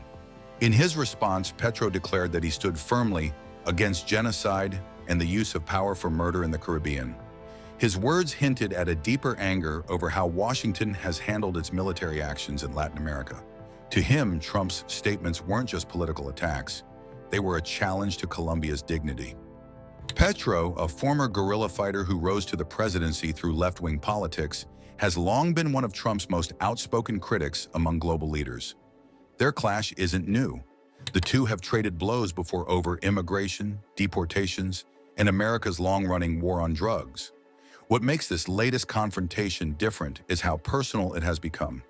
Trump recently told Congress that drug traffickers should be treated as unlawful combatants, a label usually reserved for terrorists. His statement suggests he sees the fight against cartels as a form of warfare, one that could justify aggressive U.S. military action. Petro, on the other hand, has argued that this approach only creates more casualties among innocent civilians. He pointed to the death of a Colombian fisherman named Alejandro Carranza, who he said had no links to drug trafficking. Petro claimed that Carranza was killed during an American bombing raid in Colombian waters, an operation meant to target smuggling routes. His only crime was fishing, Petro wrote online, using the man's story to criticize what he calls the reckless nature of U.S. strikes.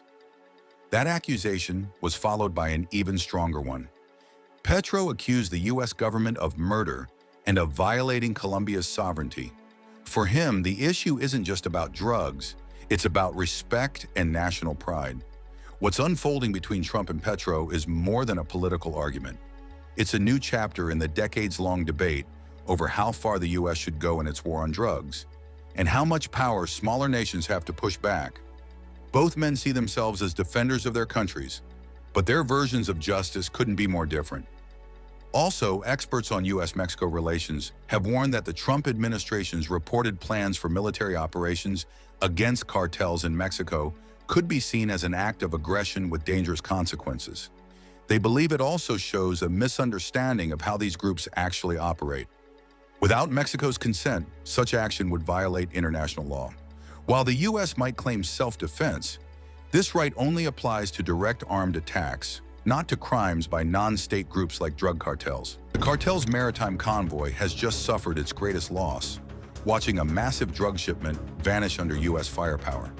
With crackdowns intensifying, cartel leaders took their boldest gamble yet, deploying narco subs, go-fasts, and armed boats to shield their cargo.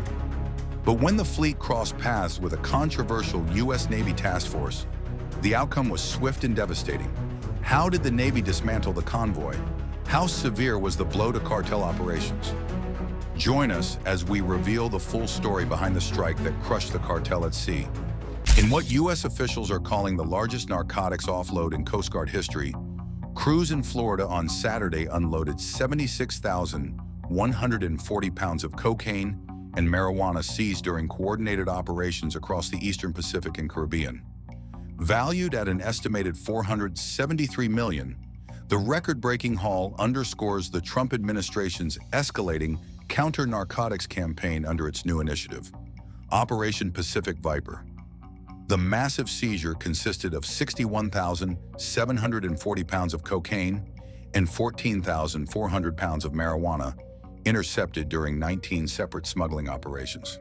Authorities detained 34 cartel members and confirmed the removal of what they estimate as 23 million lethal doses of cocaine, an amount that could, in theory, fatally overdose the entire population of Florida.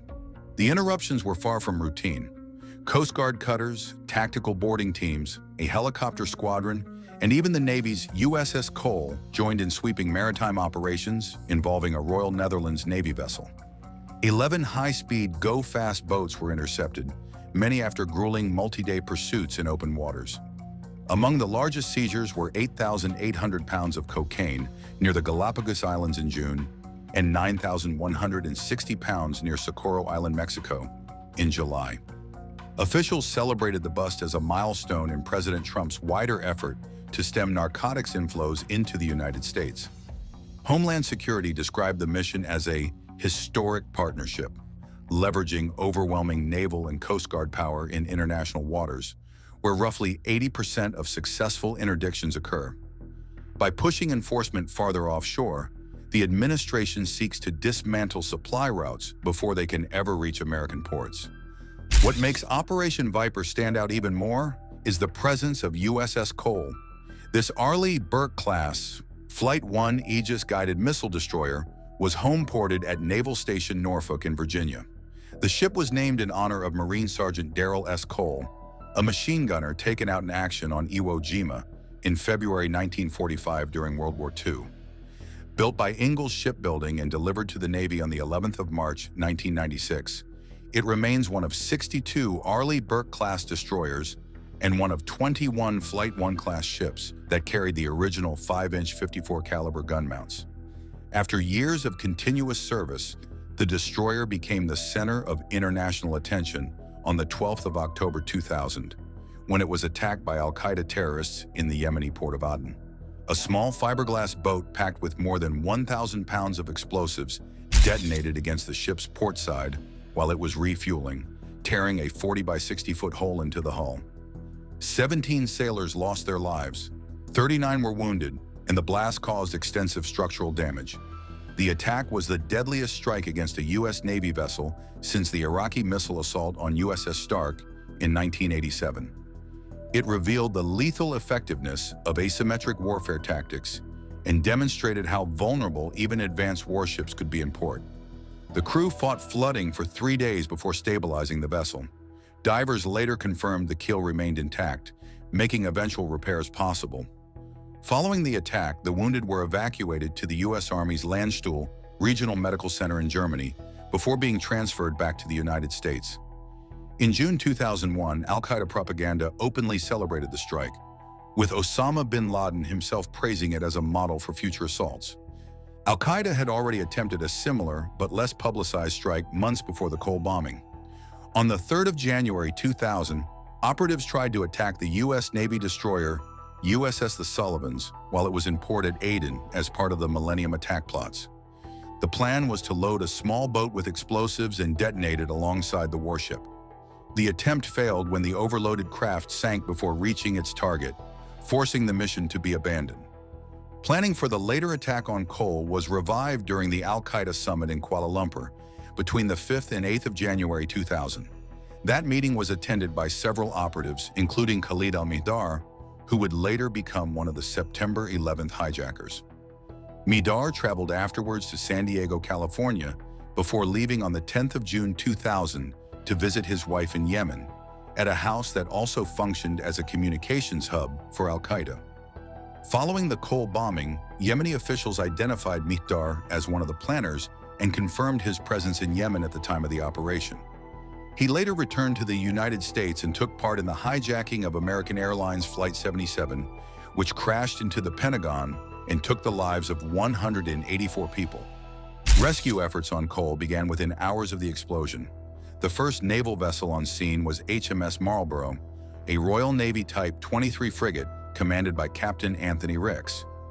Marlborough diverted from its return voyage to the United Kingdom after a 6-month deployment in the Persian Gulf.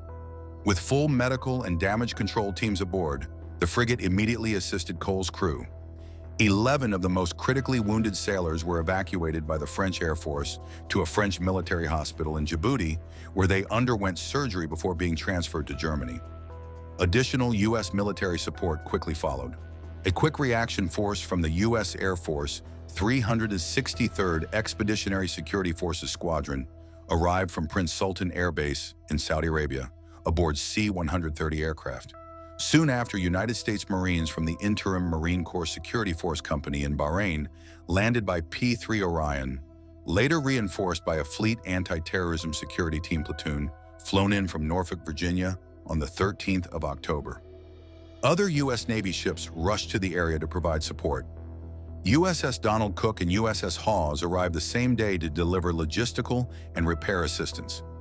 In the days that followed, USNS Catawba, USS Camden, USS Anchorage, USS Duluth, and USS Tarawa reached Aden, bringing harbor security, damage control equipment, replacement crews, billeting, and food services for the surviving sailors. USS Cole was hauled across the sea and arrived in Pascagoula, Mississippi on the 13th December 2000, where the long process of rebuilding began. The investigation that followed was carried out under extremely hostile conditions. FBI and NCIS agents deployed to Yemen faced an environment where every movement carried danger. At the airport, they were met by Yemeni special forces, each soldier with an AK-47 pointed in their direction. In the evenings, speakers in Yemen's parliament called for jihad against America, their words broadcast on local television. When the agents requested surveillance footage, Yemeni authorities eventually produced a video, but the crucial moment of the explosion had been deleted. The agents lived under constant threat. They often slept in their clothes with weapons at their sides. At one point, their hotel was surrounded by armed men in traditional dress, some mounted in jeeps, forcing the agents to abandon the building for the safety of a U.S. Navy vessel anchored in the Bay of Aden. Even then, security remained uncertain. When finally cleared to fly back to shore, their helicopter flew evasive maneuvers to avoid the threat of shoulder-launched missiles. By May 2008, all those convicted for their roles in the Cole bombing had either escaped custody or been released by Yemeni officials. On the 30th of June 2008, U.S. military officials announced formal charges against Abd al-Rahim al-Nashiri, who had been held at Guantanamo Bay since 2008. Accused of organizing and directing the bombing, he faced a military tribunal and the prospect of capital punishment. He was one of 3 high-value detainees acknowledged by the U.S. government as having been subjected to waterboarding and other enhanced interrogation techniques during detention.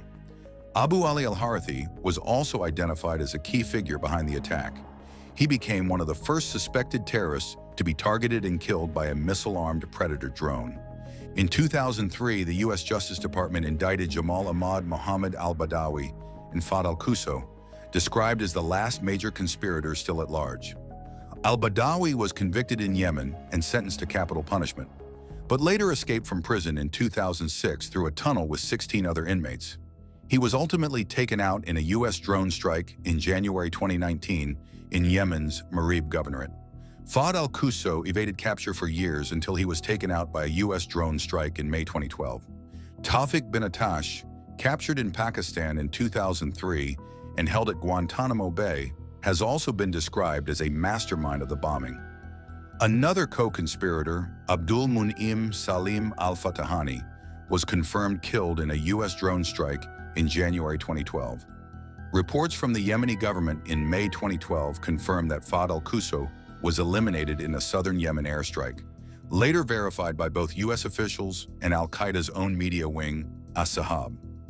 The aftermath of the bombing raised critical questions about the rules of engagement that had governed Cole's security.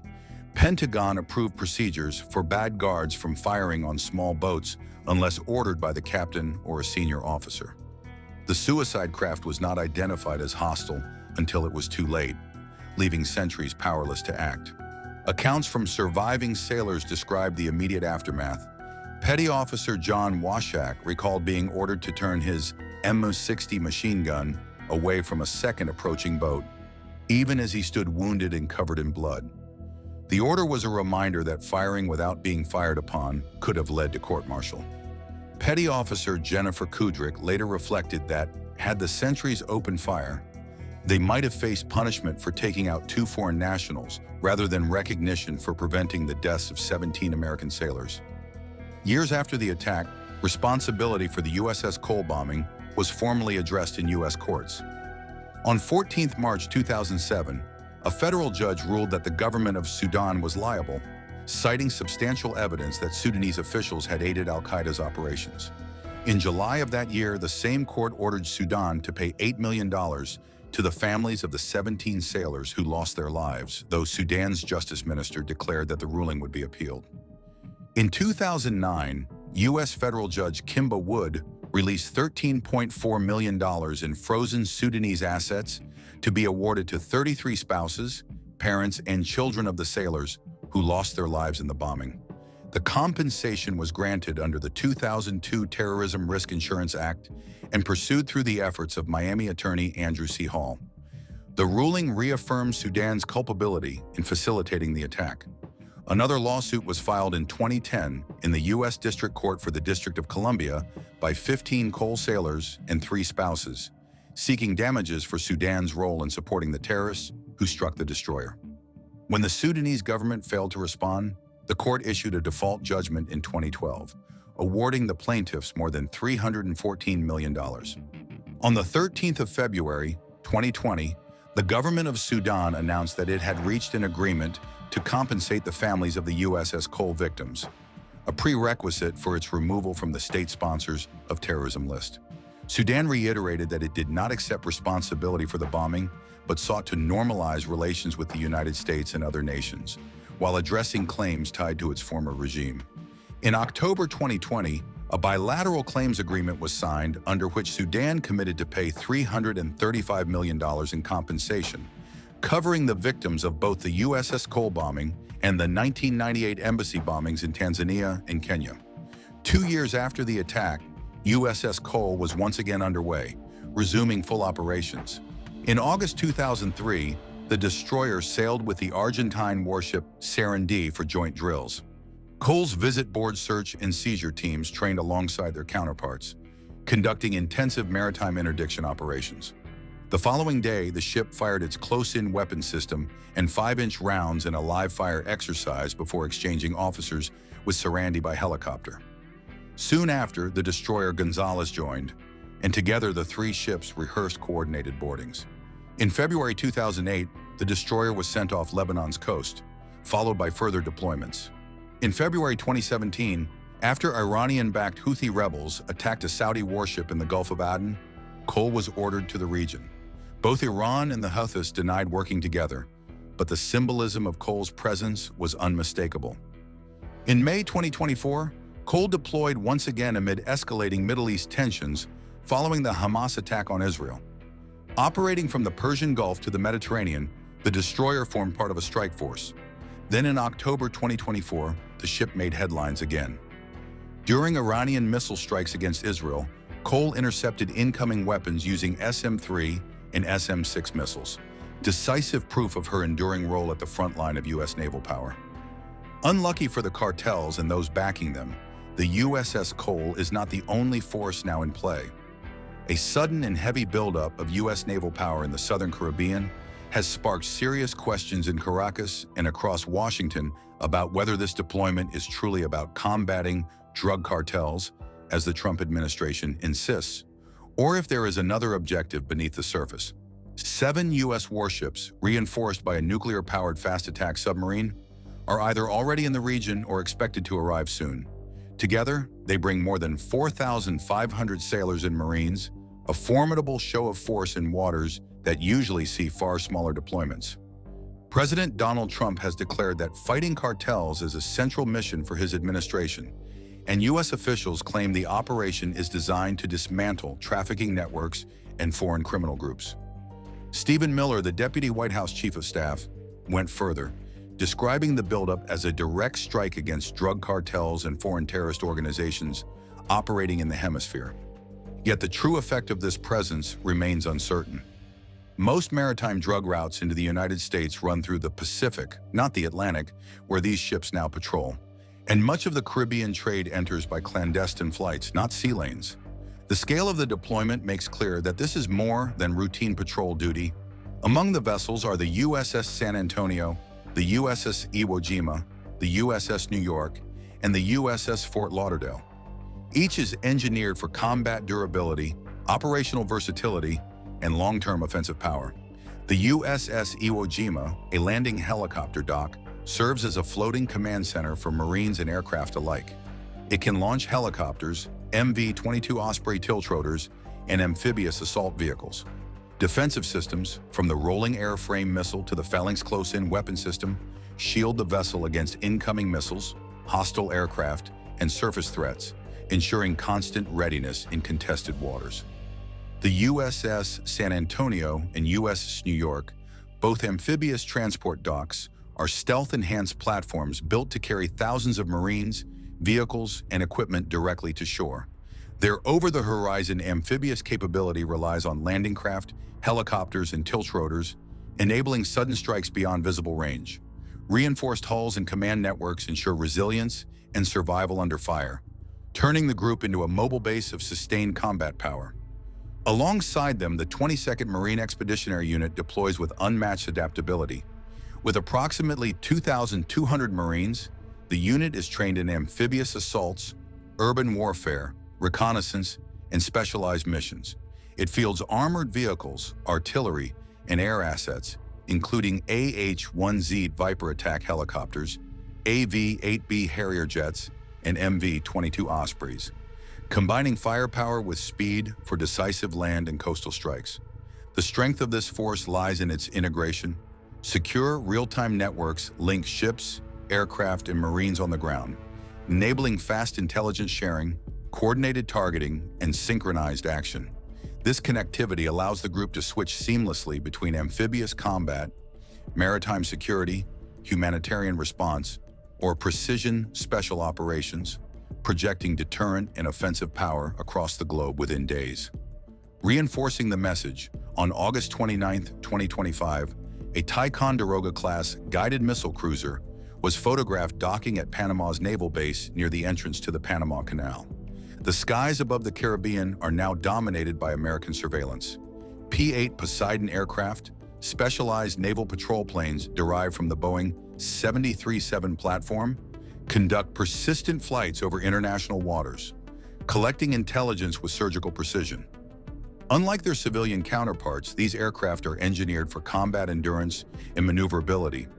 Reinforced fuselages, redesigned nacelles, stronger wings, and advanced anti-icing systems allow them to operate at lower altitudes and perform aggressive turns beyond the capacity of standard passenger jets. Each Poseidon carries a powerful suite of sensors, radars, and electronic warfare systems. The Raytheon APY-10 multi-mission radar can detect submarines, ships, and low-flying aircraft across vast distances. Inside the cabin, 5 crew stations line the port side, manned by naval flight officers and enlisted warfare operators who fuse radar, sonar, and electronic intelligence streams into a single operational picture. Unlike older P-3 Orions, the Poseidon sacrifices the magnetic anomaly detector in most versions, relying instead on advanced signal processing and, when necessary, pairing with unmanned MQ-4C Triton drones for continuous coverage. Weapons capability matches its surveillance role. A small bomb bay behind the wing can deploy torpedoes, depth charges, or specialized stores. With a high-altitude anti-submarine warfare weapon capability, even standard torpedoes can be dropped from 30,000 feet, turning them into precision glide weapons. The Poseidon's design also includes 6 auxiliary fuel tanks and the ability to refuel mid-flight via Air Force KC-13-5, KC-10, or KC-46 tankers, extending its range for days-long operations. The significance of their presence is not lost on observers. Officially, Washington maintains the operation is directed at cartel networks. Secretary of State Marco Rubio has positioned himself at U.S. Southern Command in Florida, reinforcing the administration's claim of direct oversight. Yet regional analysts remain unconvinced. They argue the deployment reflects classic pressure tactics against Nicolas Maduro's government in Venezuela. For David Smilda, the message is unmistakable: a calculated display of power, the kind of maritime coercion once described simply as gunboat diplomacy. America secretly launched the biggest drug war in history, and nobody saw it coming. While politicians threatened to bomb Mexico, the real battle was already happening on the open seas, with ghost submarines, billion-dollar military operations, and high-tech weapons that sound like science fiction. But how did the U.S. turn the entire ocean into a battlefield? And what weapons did they unleash against the cartels? Join us as we see how the United States uses its destructive power to attack Mexican cartels. The meeting room fell silent when President Trump floated the idea: missile strikes on Mexican drug labs. Public denial if anyone asked questions. Former Defense Secretary Mark Esper would later reveal this shocking conversation in his memoir, exposing a moment when America's drug war nearly became an actual shooting war. The proposal wasn't random.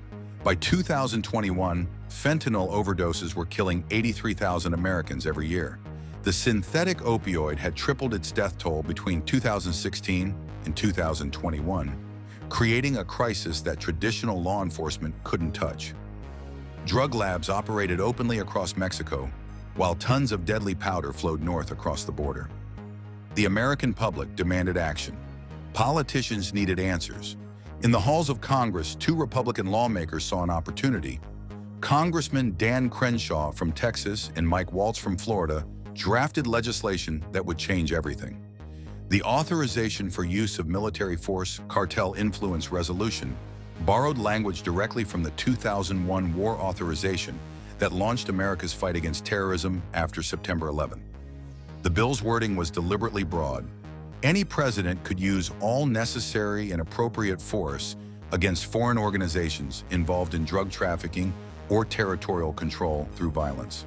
The legislation listed 9 specific cartels by name, including the powerful Sinaloa and Gulf organizations.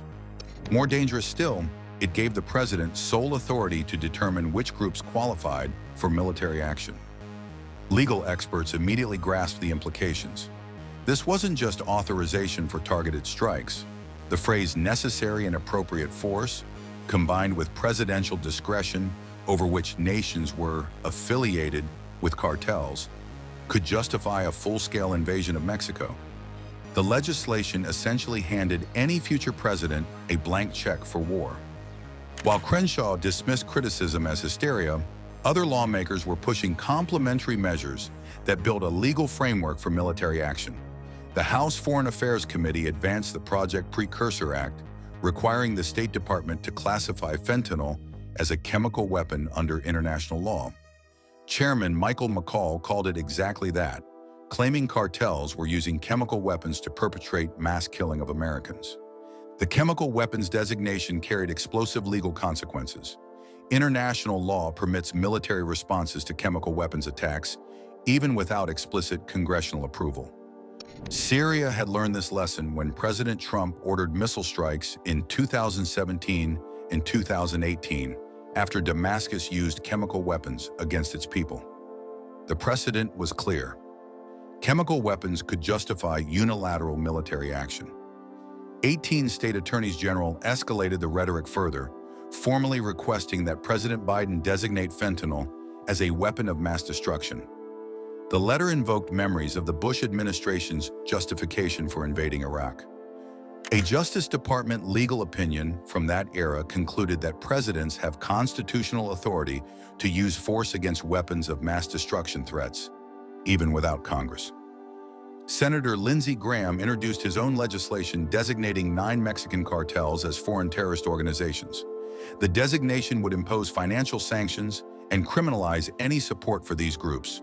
More significantly, it would place cartels in the same legal category as Al-Qaeda and other organizations America has spent decades fighting with military force. Each piece of legislation built upon the others, creating overlapping justifications for military action. Chemical weapons, weapons of mass destruction, terrorist organizations, authorization for unlimited force.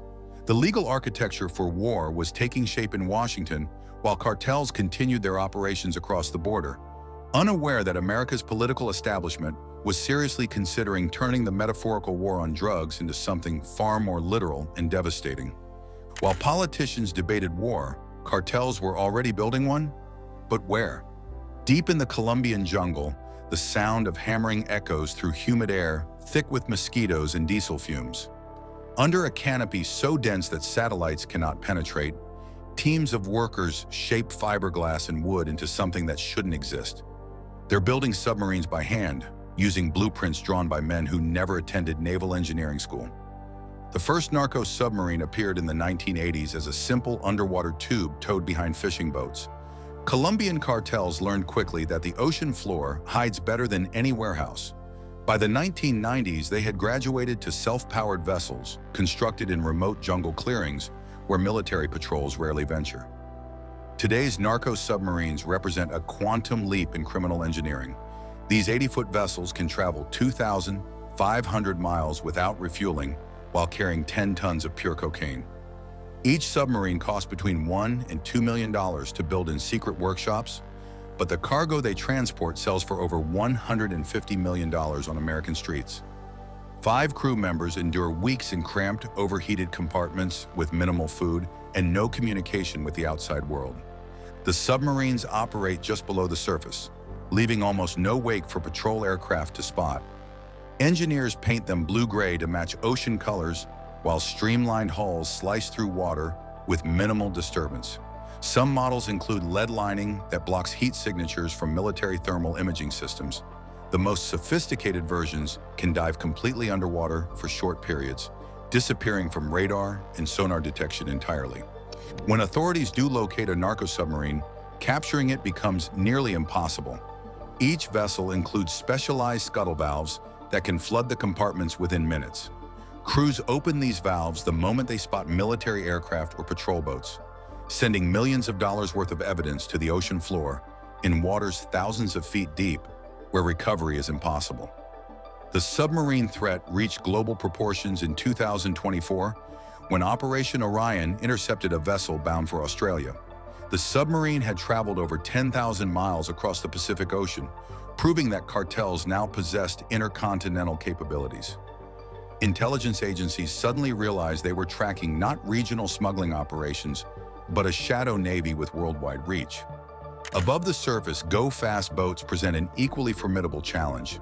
These 30-foot vessels mount 3 or 4 250-horsepower outboard motors, creating floating rockets capable of exceeding 80 miles per hour on open water. Drug runners paint them ocean blue and load them with 2,000 gallons of extra fuel, enabling 500-mile journeys without stopping. The boats trace their lineage to Prohibition-era rum runners who perfected the art of outrunning Coast Guard cutters in the 1920s. Modern cartels simply updated the concept with contemporary technology. Each go-fast carries a single pilot to maximize cargo space, racing across international waters faster than most patrol boats can follow. The Coast Guard responded by creating hit-run helicopter teams equipped with precision rifles and trained snipers. When patrol aircraft spot a fleeing go-fast, helicopters swoop down from above, while marksmen use 50-caliber rifles to disable engines without harming crew members. The tactic proved so effective that cartels began disguising their speedboats as fishing vessels and developing hybrid craft that combine submarine stealth with surface speed. Intelligence estimates suggest that for every narco-submarine or go-fast boat intercepted, 3 or 4 complete their missions successfully, delivering billions in drugs while their invisible armada grows stronger. How did 62 nations unite to destroy cartel empires? As drug cartels became too powerful for any single nation to manage, the world decided to collaborate. In January of 2012, an alliance was formed with a strong name for a challenging mission: Operation Martillo, meaning hammer in Spanish. 14 countries, including the United States, the United Kingdom, France, Spain, Guatemala, and Honduras, joined forces. Operation Martillo was not just another failed drug war initiative. It targeted the cartels where it hurt most: their shipping routes. Military ships, aircraft, and special forces patrolled the waters between South America and the United States, creating a formidable barrier for drug shipments to navigate. The results were swift. In the first year alone, authorities arrested 339 smugglers and seized 101 boats carrying drugs. In 2011, the operation confiscated 119 tons of cocaine, worth an estimated $2.35 billion on American streets. Authorities also seized $21 million in cash heading back to the cartels and $16 million worth of goods used to conceal or transport the drugs. Operation Martillo was only the beginning. In late 2024, Operation Orion took the multinational effort to a new level. This time, 62 countries participated, ranging from small nations with limited coastlines to major powers with large navies. Over 6 intense weeks, they shared intelligence, tracked suspicious vessels, and intercepted drug shipments across global waters. No previous drug operation had matched the success of Orion. The operation seized 225 tons of cocaine in one sweep, a world record. When combined with more than 1,000 tons of marijuana and other drugs, the total haul exceeded $8.5 billion in street value. Each country brought distinct strengths to the effort. The Americans provided advanced radar systems capable of detecting small boat wakes from satellites. The Dutch contributed underwater drones to inspect ships. Colombian forces used their expertise to locate launch sites in the jungle. Even landlocked nations are assisted by tracking money and communications. What made Orion revolutionary was not just its scale, but its advanced coordination. Military commanders from numerous countries collaborated in real-time command centers, sharing live intelligence and executing raids across multiple time zones simultaneously. When smugglers attempted to alter their routes after hearing about a bust, they would end up sailing into another country's patrol zone. These operations did more than remove drugs from the streets. They collected valuable intelligence. Each captured sailor, boat, and communication device offered new insights into cartel operations. Smuggling route maps became more detailed, and lists of cartel contacts grew longer. With every bust, the price of cocaine on American streets increased as supplies dwindled. The message was clear: the open seas were no longer safe for drug traffickers, regardless of how advanced their hiding methods were. With nations united against them, cartels required more effective tools to evade capture. But cartels didn't anticipate America's secret weapon at sea. How did one ship alone cost drug lords $500 million? In early 2025, one ship instilled fear in drug lords across South America. The United States Coast Guard cutter James became a floating nightmare for cartels during a relentless 112-day mission that drug kingpins still discuss in hushed tones. The cutter James is no ordinary vessel. At 418 feet long, this legend-class cutter is like a floating city with one purpose: hunting down drug smugglers. It carries a crew of 150 highly trained men and women who work in shifts around the clock. The ship can remain at sea for months without returning to port, making it the perfect predator for tracking drug routes. What made the 2025 mission extraordinary was its remarkable success. In just under 4 months, this single ship seized over 48,000 pounds of narcotics, enough to supply a mid-sized American city for a year. The street value reached approximately $510 million, making it one of the most financially devastating blows ever dealt to cartel operations. The January operations were particularly impressive. On January 5th, the ship's crew launched a drone that spotted a suspicious vessel off Ecuador's coast. Unlike regular military drones, The Coast Guard uses special maritime models that can fly for 18 hours straight while carrying advanced cameras capable of reading a boat's name from miles away. The drones silently tracked the vessel from high above until boarding teams swooped in, catching 3 smugglers with over 2,025 pounds of cocaine. Just one day later, on January 6th, they hit the jackpot. Maritime patrol aircraft working with the cutter James spotted 3 go-fast boats traveling together, an unusual and risky move for smugglers. Using their helicopter teams, they managed to stop all 3 boats in a perfectly coordinated operation, capturing 9 suspects and an enormous haul of 13,960 pounds of cocaine. The smugglers changed tactics on January 7th, deploying a low-profile vessel, a boat specifically designed to avoid radar detection. But the hit-run helicopter crew was ready. Using precision shooting skills, they disabled the boat's engines without harming the crew. Another 8,240 pounds of cocaine never made it to American streets. When smugglers tried to escape capture by dumping their cargo on January 18th, the cutter James didn't give up. Its high-speed pursuit boats chased down the smugglers, while other team members retrieved the floating drug packages from the sea. The recovered cargo, nearly 6,000 pounds of cocaine, would have brought cartels millions in profits. The Navy joined forces as well. Ships like the USS Minneapolis St. Paul and USS St. Louis conducted their own busts in the Caribbean, adding hundreds more kilograms of captured cocaine to the total. These operations struck the Sinaloa and Jalisco New Generation cartels especially hard.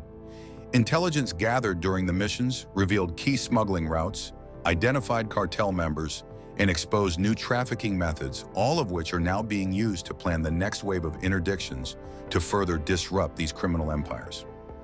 But who controls these floating fortresses stalking the seas? Inside a nondescript building in Key West, Florida, sits the nerve center of America's maritime war on drugs. The Joint Interagency Task Force South operates 24 hours a day, 7 days a week, orchestrating the most complex anti-narcotics campaign in history.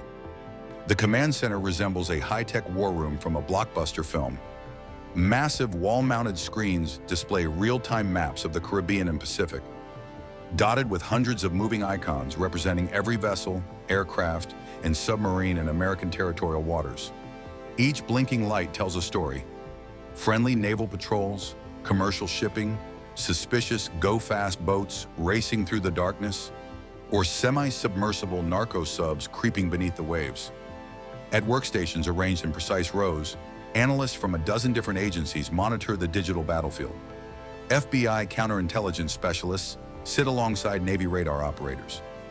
DEA drug enforcement experts collaborate with Coast Guard boarding teams. CIA analysts share classified intelligence with customs officers tracking suspicious cargo movements. Representatives from allied nations, Colombia, Panama, and the Netherlands provide real-time updates from their own patrol zones. The integration runs deeper than shared office space. When a surveillance satellite detects an unusual heat signature off the Colombian coast, that information instantly appears on screens throughout the facility. Within minutes, analysts cross-reference the coordinates with known smuggling routes, weather patterns, and the current positions of American interdiction assets. A Coast Guard cutter 300 miles away receives new orders. A Navy helicopter launches from a forward base. A drone silently adjusts course to begin tracking the suspicious contact. This seamless coordination represents a revolutionary approach to maritime law enforcement. Traditional drug interdiction relied on chance encounters, patrol boats stumbling across smugglers during routine sweeps. JAF South transformed that reactive strategy into a predictive science. Powerful computer algorithms analyze years of seizure data, weather patterns, economic indicators, and cartel communication intercepts to generate probability maps showing where drug shipments will most likely appear. The command center maintains direct communication links with assets across 2 oceans. When USS Minneapolis St. Paul reports radar contact with 3 high-speed vessels traveling in formation, JIDF analysts immediately recognize the signature of a major cocaine shipment. Within seconds, they vector additional ships toward the intercept point while launching maritime patrol aircraft to provide aerial surveillance. The response unfolds with military precision. LEDET teams, law enforcement detachment units, serve as the operational bridge between military assets and law enforcement authority. These specially trained Coast Guard personnel deploy aboard Navy warships, solving a critical legal challenge. Military forces possess sophisticated detection equipment and heavy firepower, but lack arrest authority in peacetime operations. Coast Guard teams bring that legal mandate, transforming destroyers and frigates into floating police stations. The technological edge extends beyond traditional radar and sonar systems. Advanced synthetic aperture radar can distinguish between different vessel types from orbit, identifying the distinctive wake signatures of narco subs running just below the surface. Infrared sensors detect the heat signatures of multiple outboard motors characteristic of go-fast boats. Communication intercept equipment monitors radio chatter and cell phone calls, often providing advance warning of planned smuggling runs. Intelligence flows in both directions through the network. Every interdiction generates valuable data about cartel operations, smuggling routes, and trafficking methods. Captured GPS devices reveal hidden supply caches. Arrested smugglers provide information about organizational structures. Seized communications expose cartel leadership hierarchies and financial networks. The command center maintains strategic partnerships extending far beyond American territorial waters. When British naval forces operating in the Caribbean spot suspicious activity, that intelligence immediately reaches Key West. Dutch patrol vessels near the Venezuelan coast share radar tracks with American analysts. Colombian Marine units conducting riverine operations upstream report trafficking patterns that help predict coastal interdiction opportunities. This networked approach fundamentally altered the strategic balance in America's maritime drug war. Cartels once operated with impunity across vast oceanic expanses, confident that the sheer scale of international waters provided adequate protection. JAF South eliminated those safe havens by creating an integrated surveillance network spanning thousands of square miles of ocean. The psychological impact on trafficking organizations proved equally significant. Smugglers no longer face isolated patrol boats operating independently. They confront a coordinated intelligence apparatus that tracks their movements from production facilities in South America to distribution networks in North America. Every captured shipment provides additional data points, gradually mapping the entire criminal enterprise. From this Florida command post, America projects maritime power across two hemispheres, turning the open ocean into a controlled battlefield where drug traffickers face overwhelming technological and operational disadvantages. Thanks for watching. While you are still here, click on the link on your screen to check out another of our videos. See you there.